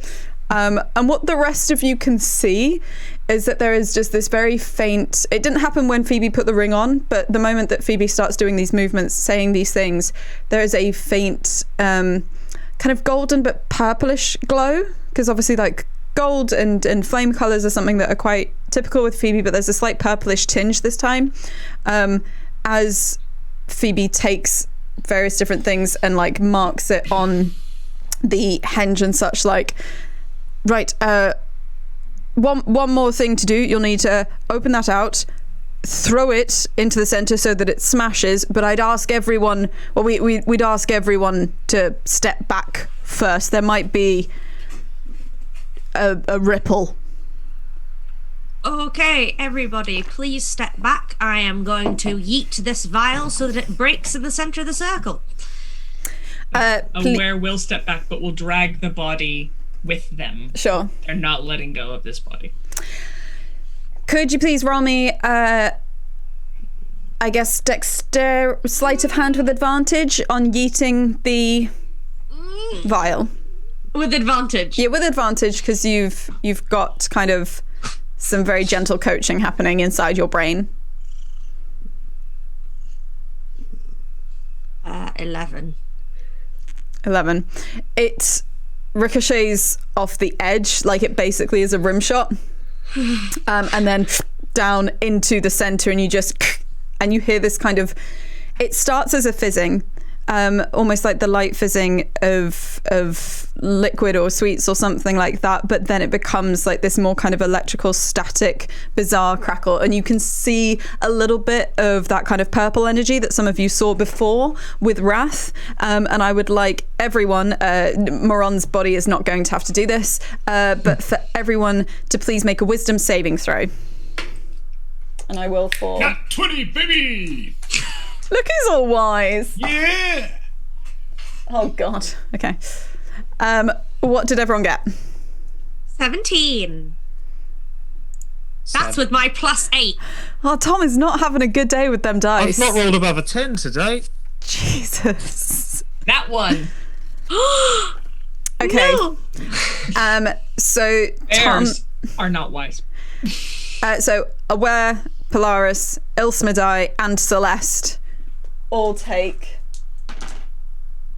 Okay, 5 points of psychic damage. There is this kind of audible, just like ripple, kind of almost like a kind of sonic boom, like something slightly popping, and you just feel it's the pressure of some power, some magic, some energy that you can't quite understand and that a brain should not be directly exposed to. Those of you who rolled higher managed to kind of steel yourselves against it, as small just like flickers and tendrils are contained within the henge, but there's almost this kind of weird febrile like echoing of the power of this thing from outside. Celeste looks to Tender, as does Ilsmidai.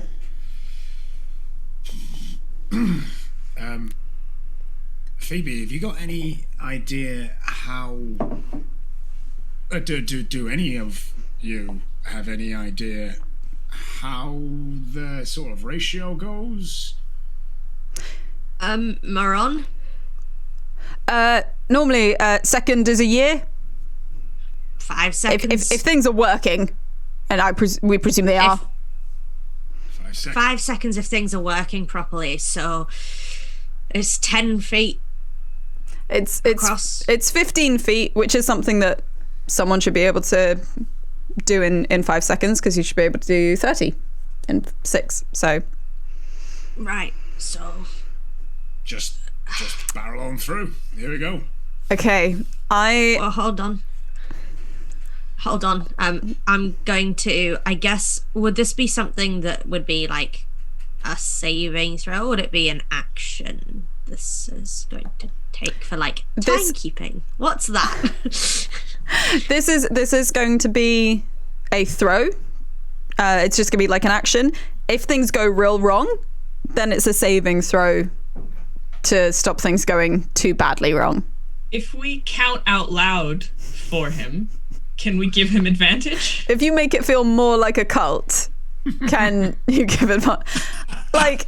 Yeah, I was just gonna do bless, but okay, not like I mean, you can do bless and all do like a big count out loud. Big count. Everybody.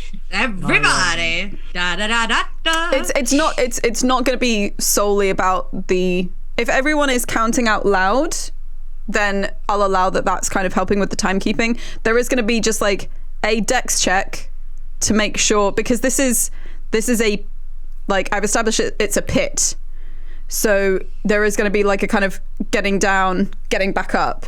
So there will be, I will probably make it more dexterity than athletics because it's not sufficiently deep. I'm going to bless. But Tender. there will be a check just to make sure, like, because if you tripped, you would double your time, like, inside that space. So what will bless do for Tender? Is that a D4 that could just be added? D4 that gets added. Okay, Dave. Sorry, can I also... if that action's completed, can I do something? Yeah. Or I want to step on it. I also want to just walk over and say, kind of as I'm going over towards Tender, I kind of want to say in everybody's earshot, all right, just don't fuck this up, all right? And then like pat him on the shoulder, and then cast guidance. And as I lean in, I kind of look him in the eye and go, "You realise that this story is going to be about you." And then pat him again, and then just so yeah, no, hurry up with the not fucking up, and then.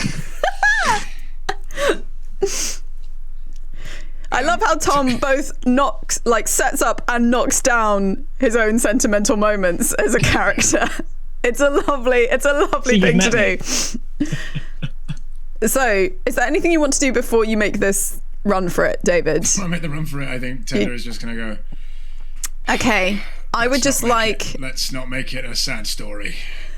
I would like a straight dexterity roll. You can do the additions that you've been given. I am gonna actually, again, he's gonna be standing there, just kind of. Just so I know, Ilspanai, how long do dragon eggs gestate for? Do I have any wiggle room? I think a year. I've got a second's wiggle room. All right. Fair. So I've got an extra D4 if I need it. You got 2d4 you can add. I'm gonna roll camera. This is for doing it. Like this is both getting it 2 times so that you're not too long, you're not too slow, as well as just making sure you're not gonna like trip, fall, get stuck, etc. This was gonna be easy. Oh my god, this dice cam is a mess. Anyone who has a visual processing disorder may want to close their eyes. Yeah, now. I'm sorry if anyone's struggling with this. Okay, they're now gonna land outside a camera shot, you know, right?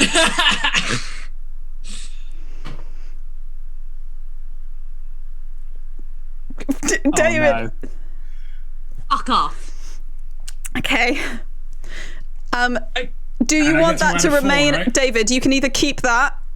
You can add to that if you want to make it less bad, but that will be using it. So, like, if you have like the save after this, you won't be able to use those. I'm gonna make that better. Yeah. I mean, did you not get advantage because we were shouting out the numbers? Does that not happen? No, that was I'm not making him roll for timekeeping, but this is dexterity on making sure that he doesn't. I have bless. All over. Fall, doesn't skid, doesn't struggle to get back out of the pit after getting into the pit. What do I have? I have bless and Got 2d4. Guidance. You got 2d4. okay.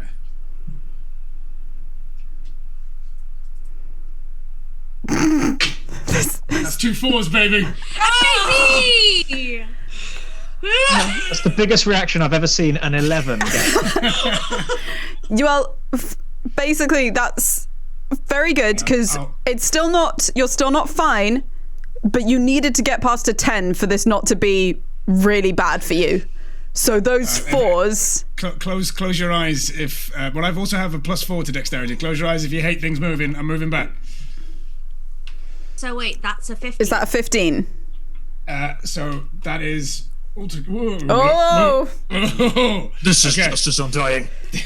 Oof, bloody hell. This is why we don't do impromptu dice caps. There we go. It's totally worth it for that 3, though. Come on. Right. Let's see. Yes. So I have a +4. So that's 7, 8, 9, 10, 11, 12, 13, 14. Yes, 15. 15. Okay. With a 15, holding this egg, you head down, scrambling into the pit. You cross the pit. All this while, you can feel the magic affecting your body. You can feel things going back to how you felt a few weeks ago when you were in one of these circles, and you feel almost like your muscles feeling less tight or less tired. You feel your lungs like breathing with a little bit more capacity and ease as you go through, and you can feel this egg like not hugely changing, just shifting a little bit, like tiny changes, just because it's like the surface of it. Is it still stone? It is at this precise moment, 'cause this is like by seconds, it is still stone. You head to the other side and you trip and your shoulder goes into the edge, and it is then that you remember Polaris's words. Polaris told you not to fuck this up, gave very clear instructions, as well as Phoebe helping you out. And you remember basically the people who are around you, and that you are not trying to do this seemingly straightforward but actually incredibly risky thing yourself. And you manage to throw your shoulder back a little bit, maybe aided by the fact that it's not so many years old anymore, and you scramble up and through this final gateway, as it were. As you reach the edge of the gate, and as you are kind of, because you're on your front with the egg in your hands, as you reach this gate, there is like a kind of ripple from the egg as this stone-like quality to it just shimmers and fractures away. And at the moment that you take it through the doors, it is an egg. And we will come to that in a second. You drag your body through, and as you kind of tumble out, like just rolling yourself out in order to get through this place, you feel a little bit strange. You feel younger. You definitely feel younger, but something that's going to take a long time to get used to, because right now it does feel very strange that it feels like your legs are significantly younger than your torso and your upper body, like by a couple of years. Like just like stuff's a little bit out of step, and you're at least not absolutely checks his dick. Absolutely 100%. It's what males do when they have just gone through a thing. I don't know like how Tender knows this or whatever, but you have a dick of a man at least 2 years younger than you. In front of us? No, we're not getting out. He's just going to kind of get his pajamas. But yes, so because of those incredible rolls on the D4s, you are not hurt. Yeah. You are not left with permanent like magical problems. But you do feel weird, very weird in and of yourself, and it's probably gonna like manifest a little bit, and there's gonna be some oddities to it, but you're safe. My shoes feel weird. All of you see this, but you also see this kind of almost greenish and reddish smoke, like still kind of intangible, like you wouldn't be able to actually grab the smoke, but that's what it looks like, and just being dragged like as though it's being breathed in to Moron's body, or the body. Like Moron is in the ring of mind shielding. Moron is currently, saying to Phoebe, how I can't see, so you have to report back on how things are going. He tripped, but he's back up, and the egg no longer looks like it's made of stone, and there's like green and red stuff going to what used to be your body, but is now okay, yes. Sounds about that. Well, sounds about right. And at that point, you see it all just kind of, and there's like a flush to those cheeks. Is Aware still holding as Bear? Yes, and indeed now Bear holding. Yeah. You feel the slight rock of the body as the like rib cage opens up again and the lungs refill and the eyes open back up. Phoebe very quietly says to Moron, "I'd done a necromancy." As soon as there's that flutter in the eyelids, Aware is going to lean down next to the ear and say very quietly, "You are okay, and you are with friends, but just for a moment, maybe stay still. Also, Can you roll? Don't look it in the eye, just in case. Can you roll persuasion? Yeah. Because some of that is comforting, but there's a lot about this situation that is not. Yeah, that did not go well. 13? 13. Okay, sorry, because there's a lot against you here, and it's just like on the edge of threatening. What was said. So the during all of this, the circle is still there. It is still operational. It is still kind of, you can feel the magical energy that is filling the room. However, I guess it's with Moron's like physical stats.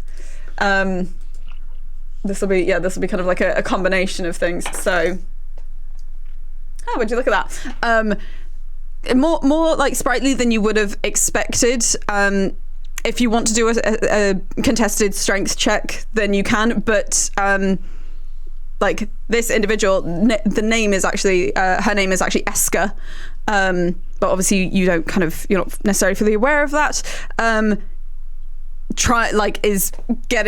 Managing to get onto her feet. Okay.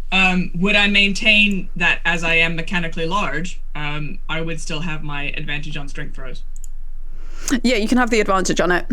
Okay. I will contest that then. So it's a 15? 18. Yep. Pulls away, spins round, looking at everyone, and you can all see it's still Moron, but holding the body is kind of like being held in a different way, and I will now just refer to her as she, and looks around at all of you, and I don't know who any of you are. What? So immediately, the bear is not a bear anymore. Like as soon as this person that like turns around and is a much smaller humanoid with both hands up and back.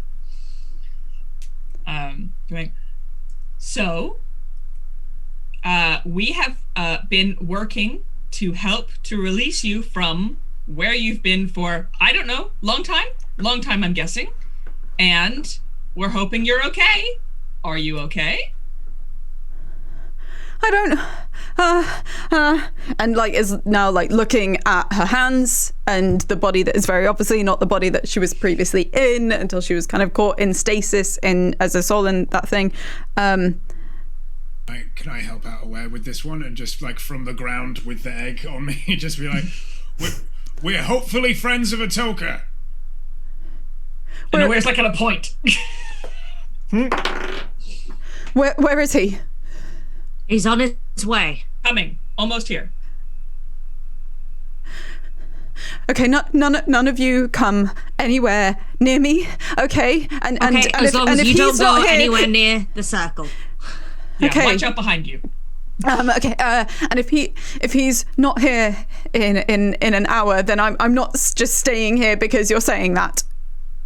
Okay, yeah, that's fine. Should we go upstairs? Do you want a cup of tea? No, I don't want anything that you any of you have. Would you like a slightly younger turtle body?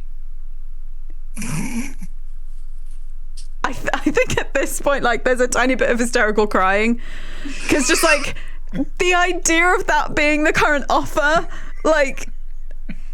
I'm really picturing that as like a Tumblr 2-frame image with subtitles. Yeah. Just standing out, would you like a slightly younger turtle body? And then just the brackets, hysterical crying.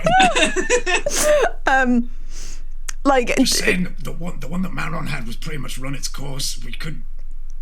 Don't be stupid. Eska like currently can't really like communicate, and Ilsmadai is very gingerly walking over to Tender. Like doesn't want to cause a fuss, but like Tender, you can't not notice the fact that Ilsmadai is slowly beginning to loom over you. Oh mate, right. I landed on my back as best I could. And when I fell, it was stone, so I don't think. It doesn't seem broken. Can I reach his forehead? Just softly to themselves, Aware's gonna go, this is the empathetic one.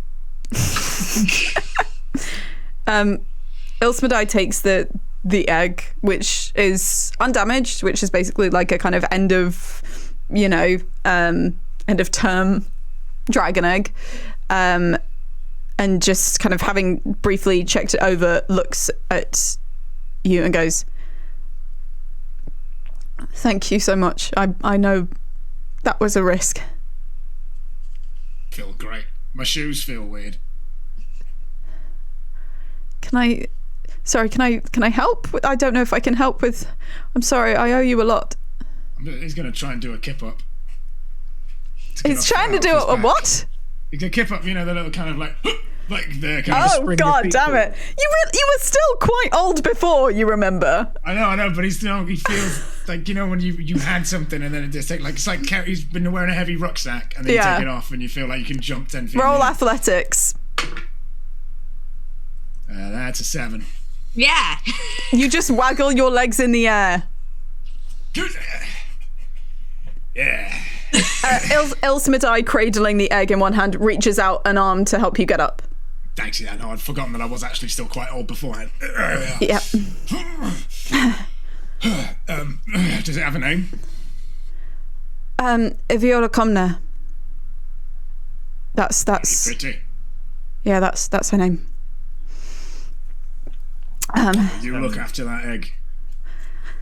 What happens? It's not really our business, I suppose. But what happens now? Is it gonna hatch at some point? Well, yes, at some point it will. No, I just don't really know how these things work. Should we head upstairs to see if Atoka's coming? Yeah. I might be able to help. Does anybody remember very clearly our dealings with Atoka? I might just be able to. I mean, I obviously remember, but I don't remember much of your dealings with Atoka. What is your idea? Just a something of an exchange. Being a tube. Being a tube. I'm just gonna tube it up. I think, and like with the back slightly towards Eska, like Aware's gonna. No. Alright, that's fine. Never mind. Remembering, of course, that we are the reason that they were petrified and we did have an actual battle with them, and like. Yeah, you didn't leave Atoka on the best of terms. No, but they also tried to kill us several times before. We did try the nice way. Potato. So Aware will then turn to Eska and go, "We would like to go away from the magical circle. Would you like to go first?" What's upstairs? You might have traps. You might. We have Celeste, who has tea. It's like an old abandoned estate house. It looks worse than it is, but it's completely functional. No, I'm gonna wait here. Oh, I wouldn't hang around the circle for us because the circle de-ages you, and that's how we got you back to being you again. So I really wouldn't hang about in here. In fact, I don't like being here at all myself. We should probably stop it working. Bust it, if you will. Yeah. Could if you want. It's the sound of remembering an infinite banana there.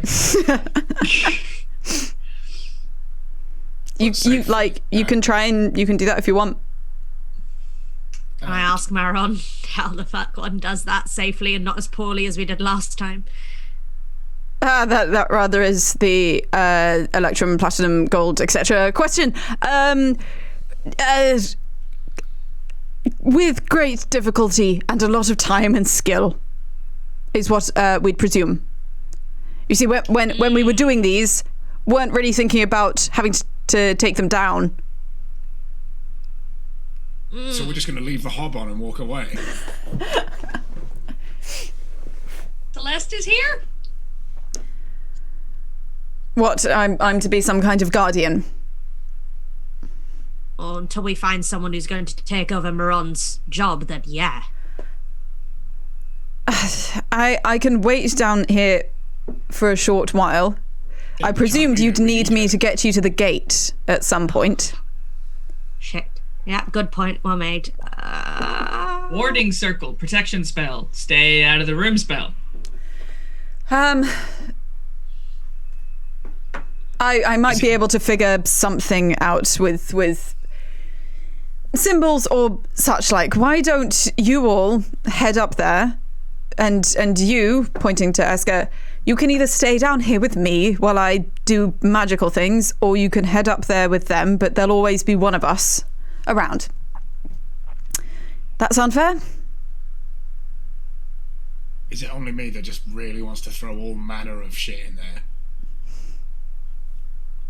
You can do that after we've saved the world.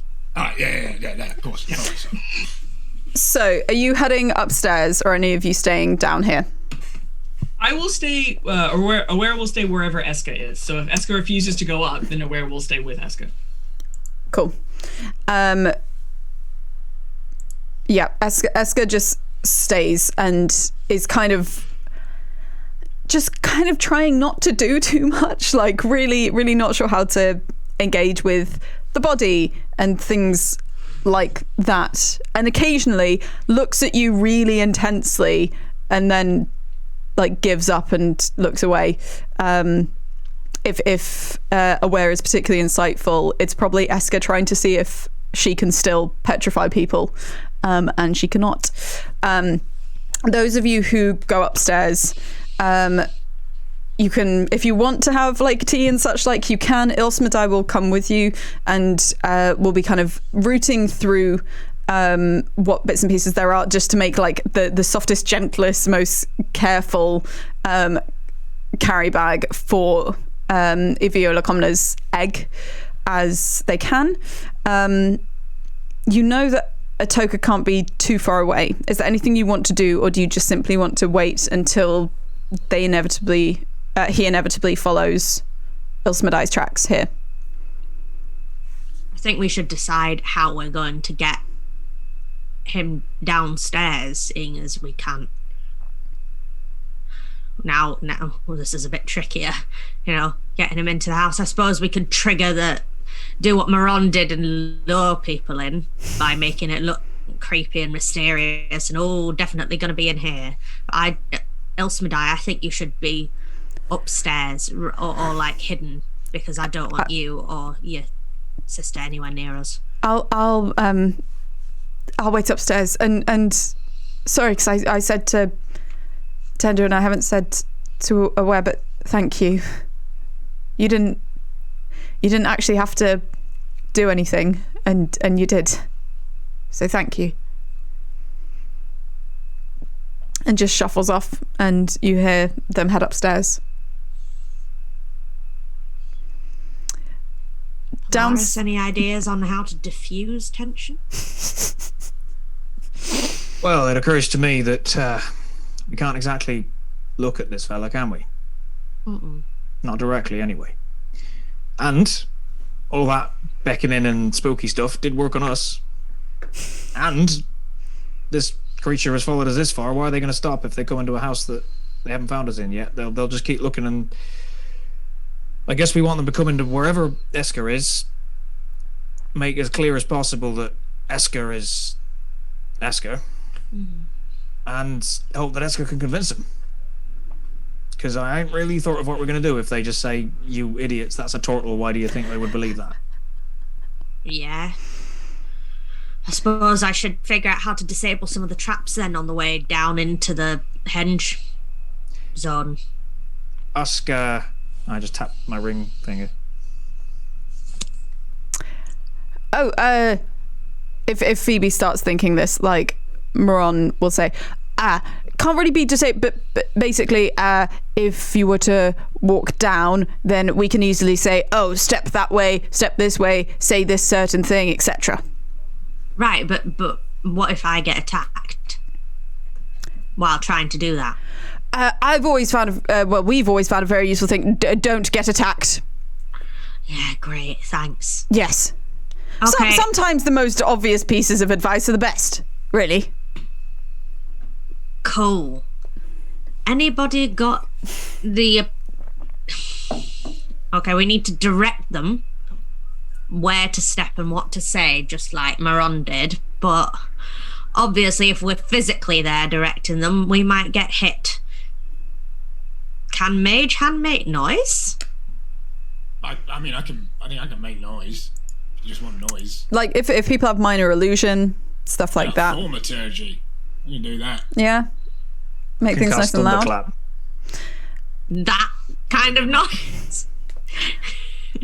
So downstairs, Aware is witnessing Celeste basically casting the spell symbol and creating a certain setup where there's going to be a symbol carved into and like magically inscribed into the circle, but is covering it with a cloak that she has, and then attaching this to a rope so that basically, as she explains, once we've got everyone out of here, all it will take is for one person to stand in that entrance, pull this, reveal the symbol. That's what will trigger it, and it'll cave this entire thing in. Seems like the most efficient way of dealing with this. But for now, we don't take that off of there. Amazing. Good. Love it. Aware will go to the edge of the circle, unstick their immovable rod, and that will go back in the bag. Nice. I think Tender's going to be like, right, well, if we want Ashoka here, I can just go outside and give him a yell. You actually can hear noises like someone stepping through brush outside because Atoka rolled terribly on stealth. So you will... Let's go downstairs. Come on, let's go downstairs to set up the trap again. Anyone who's doing something like thaumaturgy, like minor illusion, what you will have to be doing is walking with it, because you can only be about 30 feet away. So it's very much a kind of around corners and further on, like stepping back as you draw Atoka through. So I'm gonna try and do that, but at the same time, because I'm gonna use thaumaturgy to just make my voice loud. Yeah. But the thing I'm gonna be doing with that loud voice is saying, persuading, and trying to kind of cushion the idea, I guess, a little bit of just like, so I'm gonna just say, Atoka, now you might not remember us, but we didn't part on the best terms. We have been working tirelessly to reunite you with your beloved, and we have done so. However, Can we hear this? You can't yet hear this down there because Tender's having to do this kind of near the top of the whole system. And once you've done this, I will be getting rolls on how calming, persuasive, etc. this is. But continue with your letter. The caveat is they're not in the body they once were. Now, I can only assume that your relationship was very touch-based, so... A brave new frontier awaits you. Is that the end of it? Well, I wanted you to cast the thaumaturgy so you could guide them through the maze. I know, I'm trying. I am going to try and guide them through. Like, it's kind of a same time thing of just kind of like, and now left. Okay, roll me persuasion. It's quite high as a DC.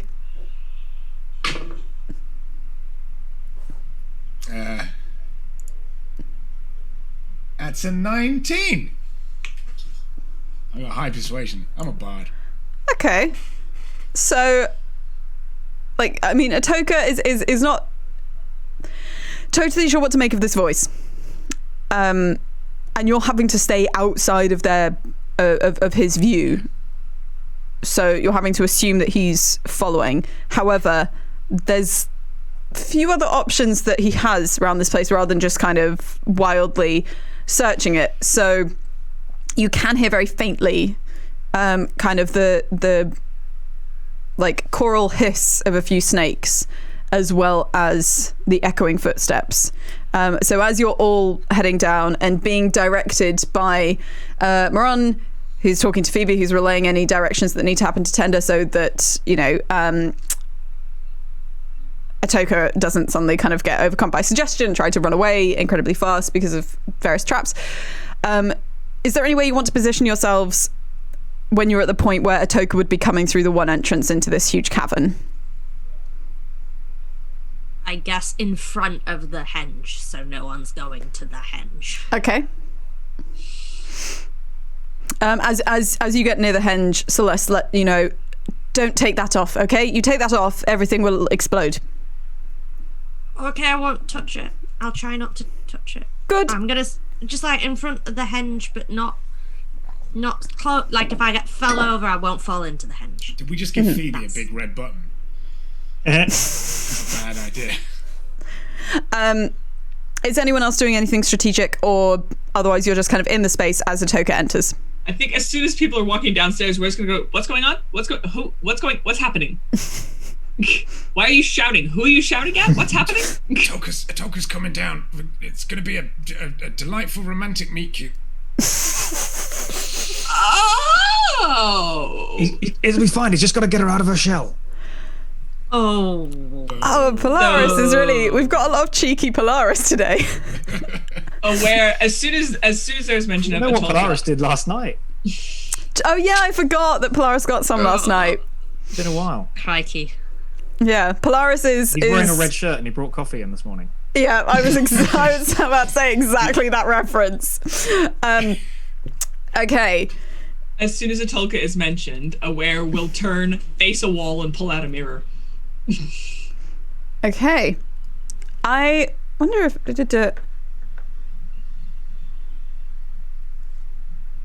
Okay. I guess that... Yeah. You're all there, and Esker is still kind of in what the closest thing to a corner in this kind of relatively circular cavern, and is backed up and trying to keep as distant from any of you as possible. And Atoka walks into the space.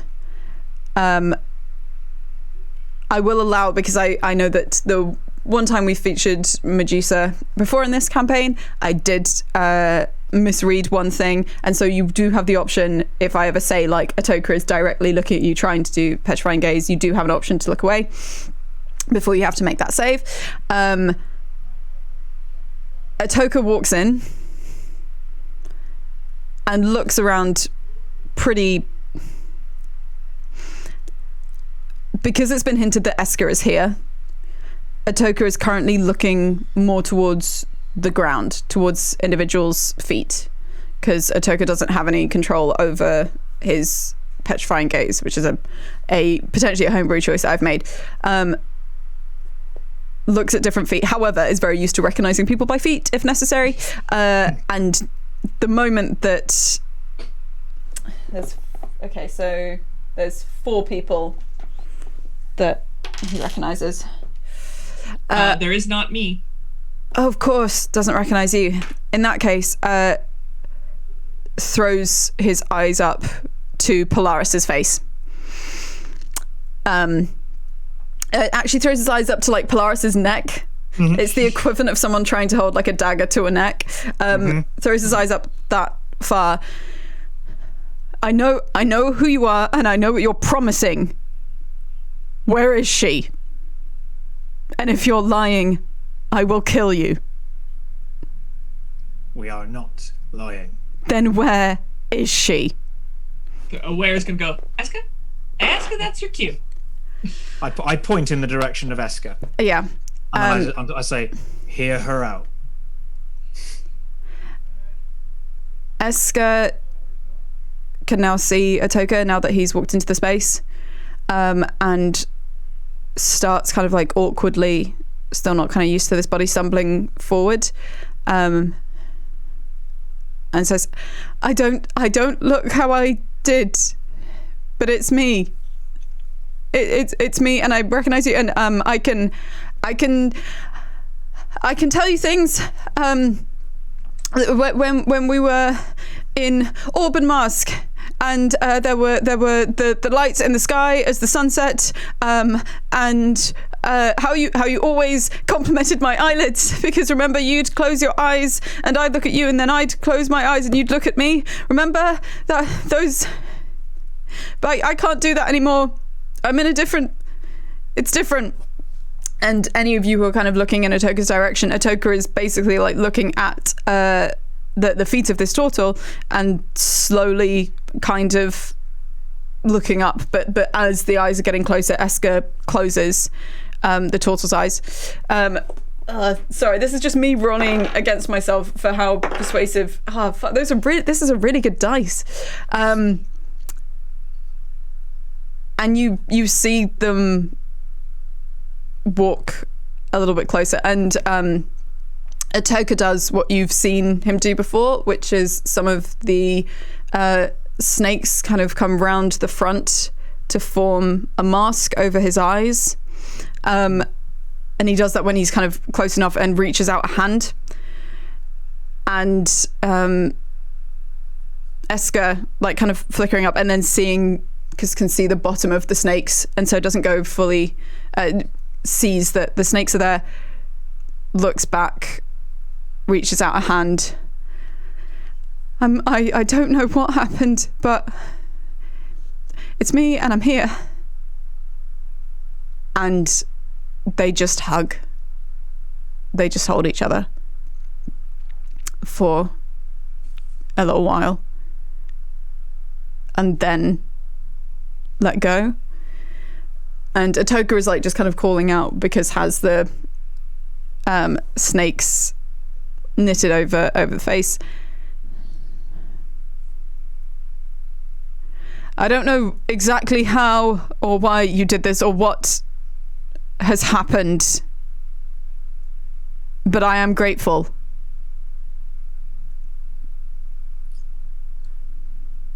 That's good to know. Like, do us a favour, grateful? What do you ask of me? Merely your presence. And really, that's it. Just have to be somewhere and look about. Well, like, power as well as presence. We would I like you to presumed. be on our side. Against who? Please understand that you live on this continent. You, along with everyone else, have an interest in us achieving what we're going to do and stopping those who we're standing against. Phoebe, it's your plan. Okay. Explain what they want to do, at least. Yeah. It sounds fantastical, but I promise it's not. And it's one of the reasons why I'm standing in front of this, so you don't go anywhere near it. These gates, these hinges that are being built, are all over the continent, and they are being used by a group of people who'd like to transport the whole ding-dang thing back in time. So none of us will exist, more or less. We would like to stop them. Now, unfortunately, they can't die, traditionally. They come back every time, and believe me, I've set more than enough stuff on fire to know they come back. So what we ask of you is you have a skill to petrify, and that way they are not dead, but they're not out there causing havoc either. And this isn't a quid pro quo situation. If you really can't find it within you to help, we can't force you, but it would make a world of difference to making sure that the continent exists now. As long as you can guarantee my safe return here. And when he says here, he just holds up the hand that is holding on to Eska's hand, like makes it very clear it's not about geographical place. Then I will help you. I do not need your detailed explanations of what you call fantasies. I'm aware that when something is done for you, there is a duty to repay it. Okay. And also, we'd like you to not attack our friend Ilsmedai, please. We managed to... Yeah, well, the only reason you've got your loved one back is because Ilsmedai trusted us to help separate the two souls. And that was a lot. And now you're square. No hard feelings, please. I cannot promise that my feelings will not be harsh, but I will not act on them. Great. Okay, that's great news. There may be one other thing we could do for you. Exactly. And yes, what do you... Aware will reach up and take off the pink glasses, which they have been wearing up until this point, and walk over to Phoebe and say, you manifest flame, yes? Oh, yeah. A little in your hand, if you don't mind? Not a problem. And Phoebe just does the cantrip Sacred Flame, and it's in her hand. Does it smoke? It's technically radiance. I'm just gonna see if I've got a cantrip that does smoke. Like if depending if it does Yes. anything that does fire damage, I will count that if it comes into contact with something it smokes. If something is purely radiant, then it is purely radiant. Yeah, well then this is flame. So Cool, yes. cool. And so we'll hold individually each of the lenses of the glasses over the smoking flame and smoke out the glass. Mm-hmm. And we'll then hand the now tinted glasses to Atelka. Like I know that no one is watching Undergods for the rigorous mechanical follow through on certain things, but like that is just such a beautiful like symbol and act. Atoka can't see currently, but if you place them into his hands, and we'll say, I am putting a pair of glasses in your hands. They might help. he like the snakes separate, but his eyes are still closed. He puts on the glasses, and he's not going to look like. He holds on to. He has one hand that's held onto Eska. He reaches out to hold onto your hand that has just given him the glasses. Aware gives it. He's He- not sure why, but gives it. Because he needs a physical reference for the person he's going to risk looking at. Because he's not going to risk looking at Eska first. And he opens his eyes behind these tints and like finds you, looks at you. Nothing happens. And when Eska sees this, as her eyes are open, just like hand to the face, looks around. And they look each other in the eye.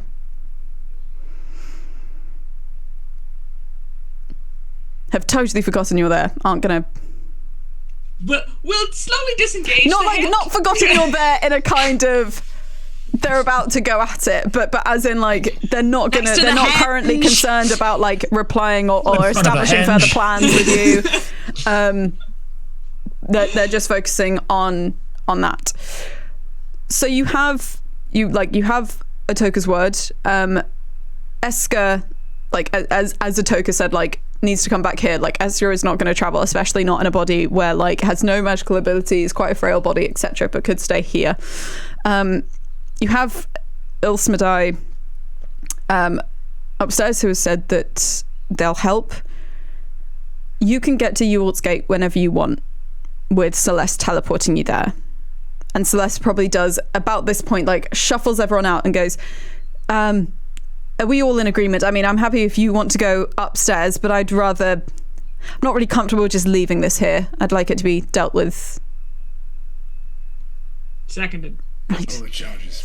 Thirded, fourthed, fifth. As you head up, and as you kind of reach the ground where this comes out into the secret opening into the study, you all just hear this rumbling echo, and you feel the ground shake underneath you. Nothing falls in, like the ground doesn't cave in, nothing like that. And it's a minute or two later when Celeste, kind of slightly battered and beaten, obviously hit by pieces of falling rock and various magical kind of debris and such like, but returns up there with you. Right. As far as I can tell, there's, well, not to diminish the scale of it, but primarily one significant job, I assume, left. Are there any preparations you wish to make? Does anybody else still have a cracking headache from when that thing went up? Oh, I could do some healing. Would you mind? Not at all. No problem. Yeah. Okay. Who else is hurt? Anybody? Celeste, I see you're hurt. Anybody else hurt? I dropped a thing on my toe, but I'm assuming that that's fine now because my toes are now a couple of, almost a year younger. Yeah, you undid that. Happened. How badly are people hurt? Like, is it, oh my god, I need so many hit points? I've got a bit of a headache, that's all. Yeah, ditto. Yeah, I think it's only like 6 or so points for people who've got headaches. Yeah, it's I'm not huge. using prayer of healing on that. Okay, I will healing word. I will healing word one of you. Like, whichever. Speak now or forever hold your peace. I think I'm at 40. Okay. Yeah. Okay. Fair. Yeah, that's, you've got 7 points back. Hey.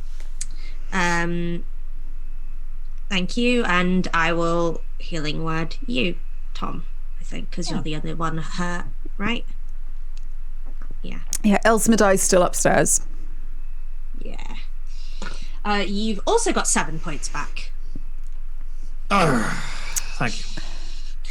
No worries. Celeste, how badly off are you? I wouldn't. Okay. I wouldn't waste it. Obviously, if Yeah. considering where we're going, if I get badly enough hurt, I will simply reappear again with you and no longer be hurt. Yeah. Okay. Everybody else all right? Then let's go upstairs, say hi to Elsmedai, and ready for battle. Tender. We know that they're going to be there, right? Oh yeah. Yes. Right? Yeah. Good. I expect that Narisha, at least, has been keeping a certain watch on me, likely on some of you, maybe aware of certain pieces of information. It's very hard to keep things from people with considerable power. And yes, considering that you've not made any attempt on any of the locations of the Esterno Circle, they're not short of intelligence. They'll realise you want to go straight to them.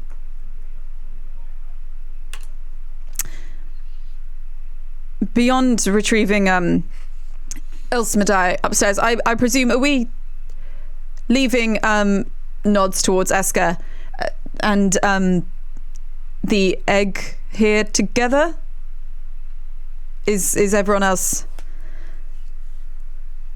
going to the gate? To Elsmedai, I suppose. If you call out like Elsmedai can come down. Yeah. Oi! Oi!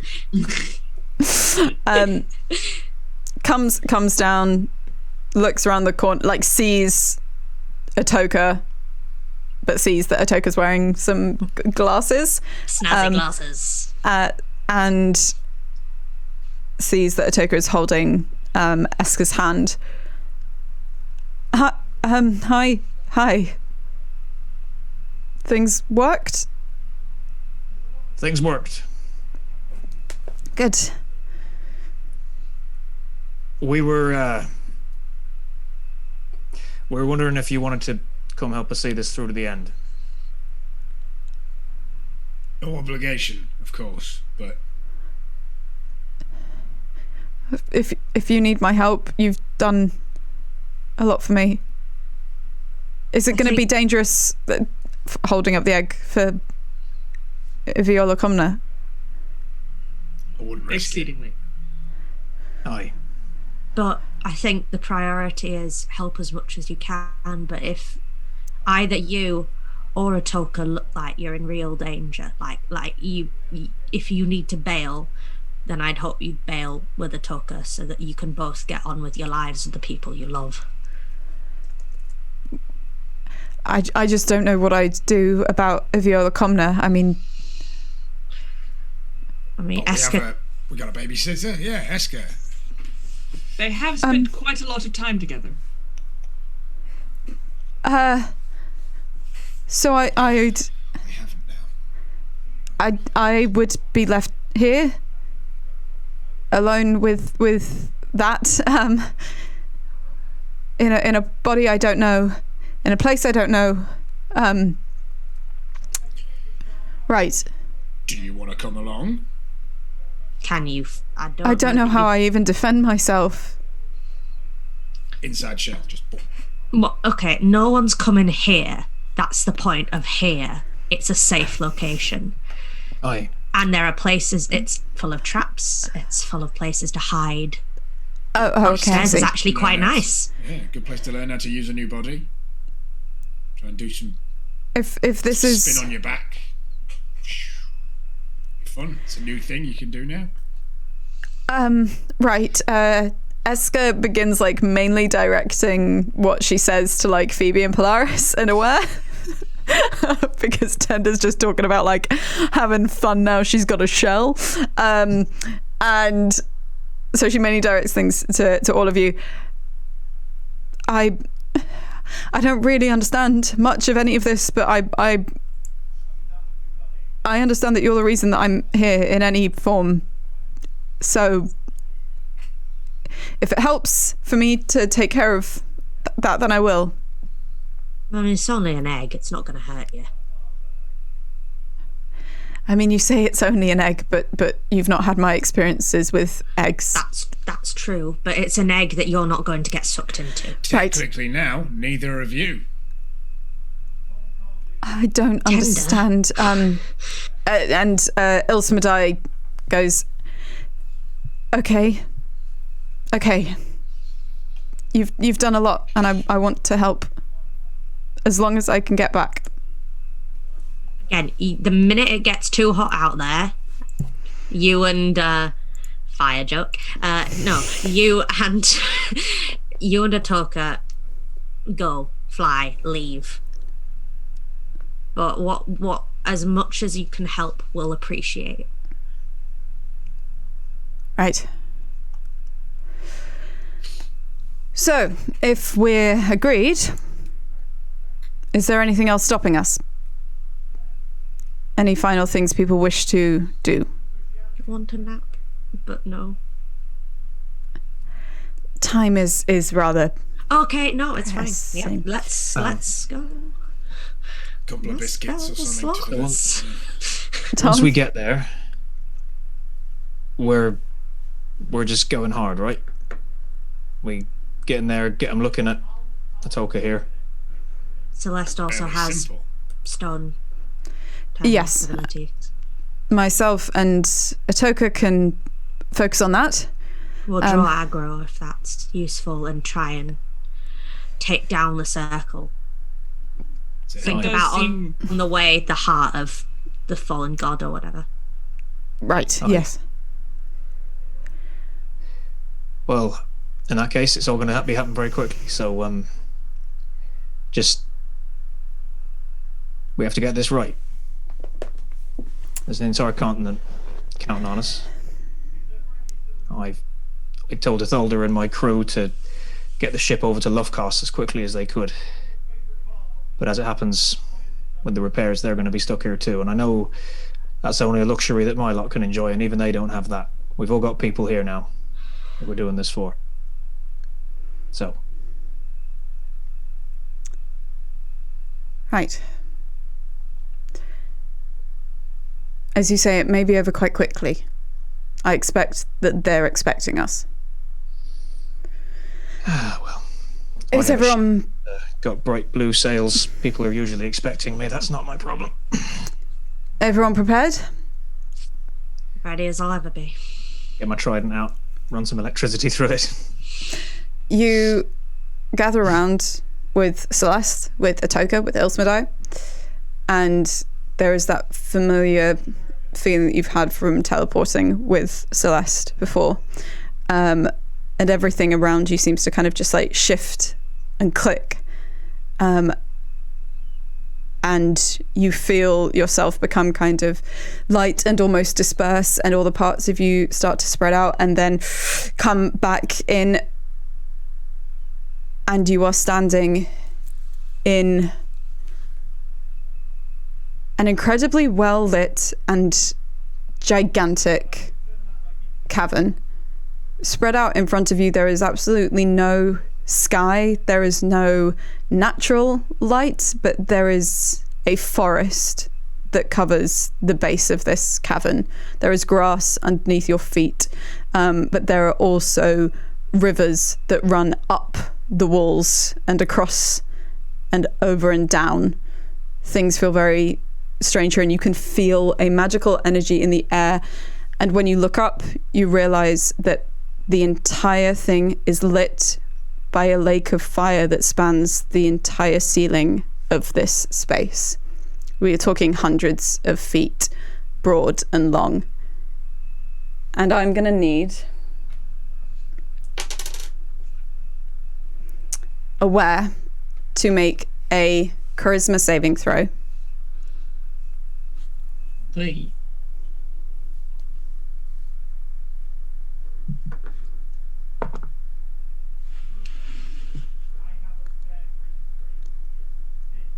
Non-natural 20. You feel as though someone is trying to push you through an invisible wall into another plane entirely, but you focus, you hold yourself still, you stay here, and you can see moving between the trees 3 individuals all looking at all of you. And that is where we're going to stop this time. So, for anyone who was wondering if this was going to be the absolute last one, the next one, I can rarely say this with like confidence, but I know that our next show in January is going to be the conclusion, because this is the final fight, and then we see what happens.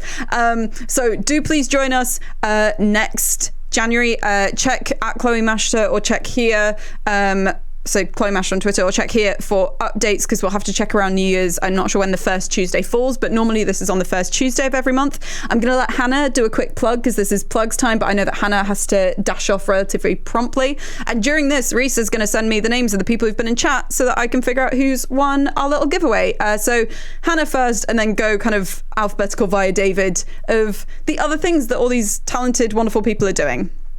Hi, my name is Hannah, and thank you so much for tuning in. I love doing this with these group of people. My plugs are as follows. Please follow me on Twitter at Challa Out Loud, CHALLAH Out Loud. I'm Jewish and I like bread and puns. I'm also on Twitch, hannahraymond-cox.itch.io, and I have games up there about totally stabbing Caesar and about the worst Thanksgiving you've ever been a part of. And yeah, stay safe, stay warm. Bye-bye. Bye. Oh, is that gonna mess up the whole? Everyone's gone a little bit weird, but don't worry. I'm gonna fix you all super quickly. I've fixed you, David, so go ahead. I will go ahead. Yes, I am on all of the social medias, pretty much. I've managed to get myself a single name. I am now at Alwyn the Terrible at pretty much everything.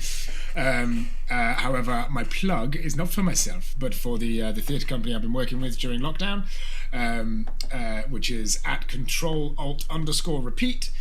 We don't actually have any projects going on at the moment, but we're doing a private show of our show Viper Squad tonight, and we are available for other private shows if anybody would like to get a group of friends together to do a big dumb 80s action movie, please just message us on one of the various social medias where you can find us, and we'll try and work something out. And keep an eye on that feed for further developments as life goes on.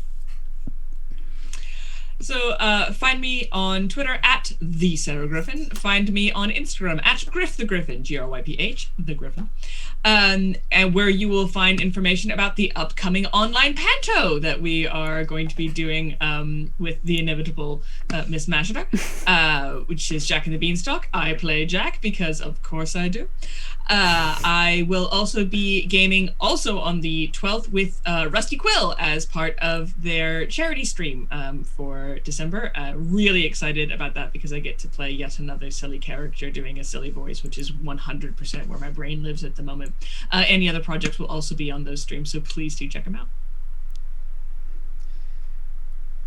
Yes, I'm Tom. Once again, I am part of Jury Games, which, rather like David, Control That Repeat, is a company that's thrown itself together during this ongoing global situation. It is based all around, as the title suggests, a sort of lore-focused, LAW-focused games that you play involving solving mysteries with your friends, all involving live actors, unlike some of the ones that are more sort of out of a box and whatever. Ours are sort of ticketed events where you actually are interacting live with people, and we hope that little twist makes them rather engaging. And if you'd like to try our new game, some of you will have heard me talk about Jury Duty in the past. That's still very much running, but the Inquest has been open for about 3 weeks now, and is getting a lot of lovely acclaim, and is rather different to the first one, but still has that same sort of game mechanics meets live immersive interaction with actors that we're hoping to make sort of our stamp on things. So you can find us at jurygames.com, and the two shows are Jury Duty and The Inquest. Oh, and I'm sometimes in them both. If you liked this, come and interact with it. Thank you. And I would plug the panto, but obviously Griff's already done that. But that's only this Friday and Saturday on this Twitch channel. So please do join us. It's gonna be incredibly silly. And my other kind of big plug is if you scroll just down to where it says like news, it has a link for my mailing list as Roll Flip Draw, which is the kind of title under which I publish games. If you're a member of that mailing list by the 15th, then on the 16th you'll get an anthology of 10 very silly short tabletop role-playing games. Well, some of them are LARPs, some of them are role-playing hacks of Buckaroo, some of them are just straight up like tabletop role-playing games, but you'll get 10 really silly physical games. And also it means that you will be on my mailing list and hear about the kind of plans that I have for next year, because I have some big plans about designing a new quite expansive game that's going to be incredibly cool, and it's hard for me to talk about it because it's still being written, but if you like systems that are focused on like storytelling and character evolution and change and all that kind of stuff, then do follow. So for the prizes, so the person who is going to win this absolutely astonishing rose gold dice, which is currently in a little bag, so it's harder to see how pretty it is, and these fantasy set of wax seals, is Edam Cheese, who has like watched for a very long time, and is very lovely in chat. So thank you so much, Edam. And the other person who is getting the mystery dice and other mystery dice and some other seals is Wolfgang Hemingway. So keep an eye out in your whispers in Twitch, because that's where I'll get in touch to get mailing details so that I can send that to you. I hope / I think that both of you have UK addresses, because unfortunately can only post to the UK. But congratulations, and do check out the thornlessrose.co.uk, because like the stuff over there is seriously beautiful and well worth checking out. This stream does various bits and pieces. This weekend we've got the Panto, and then on Sunday it's One Player Ready, which is a fortnightly stream of solo tabletop role-playing games. And this week it's the Spirit of Small Gifts, which is a beautiful gift-giving game of giving gifts to TTRPG characters, but actually sending them to your friends who play games. And I thoroughly recommend it, and it's going to be a super wholesome one.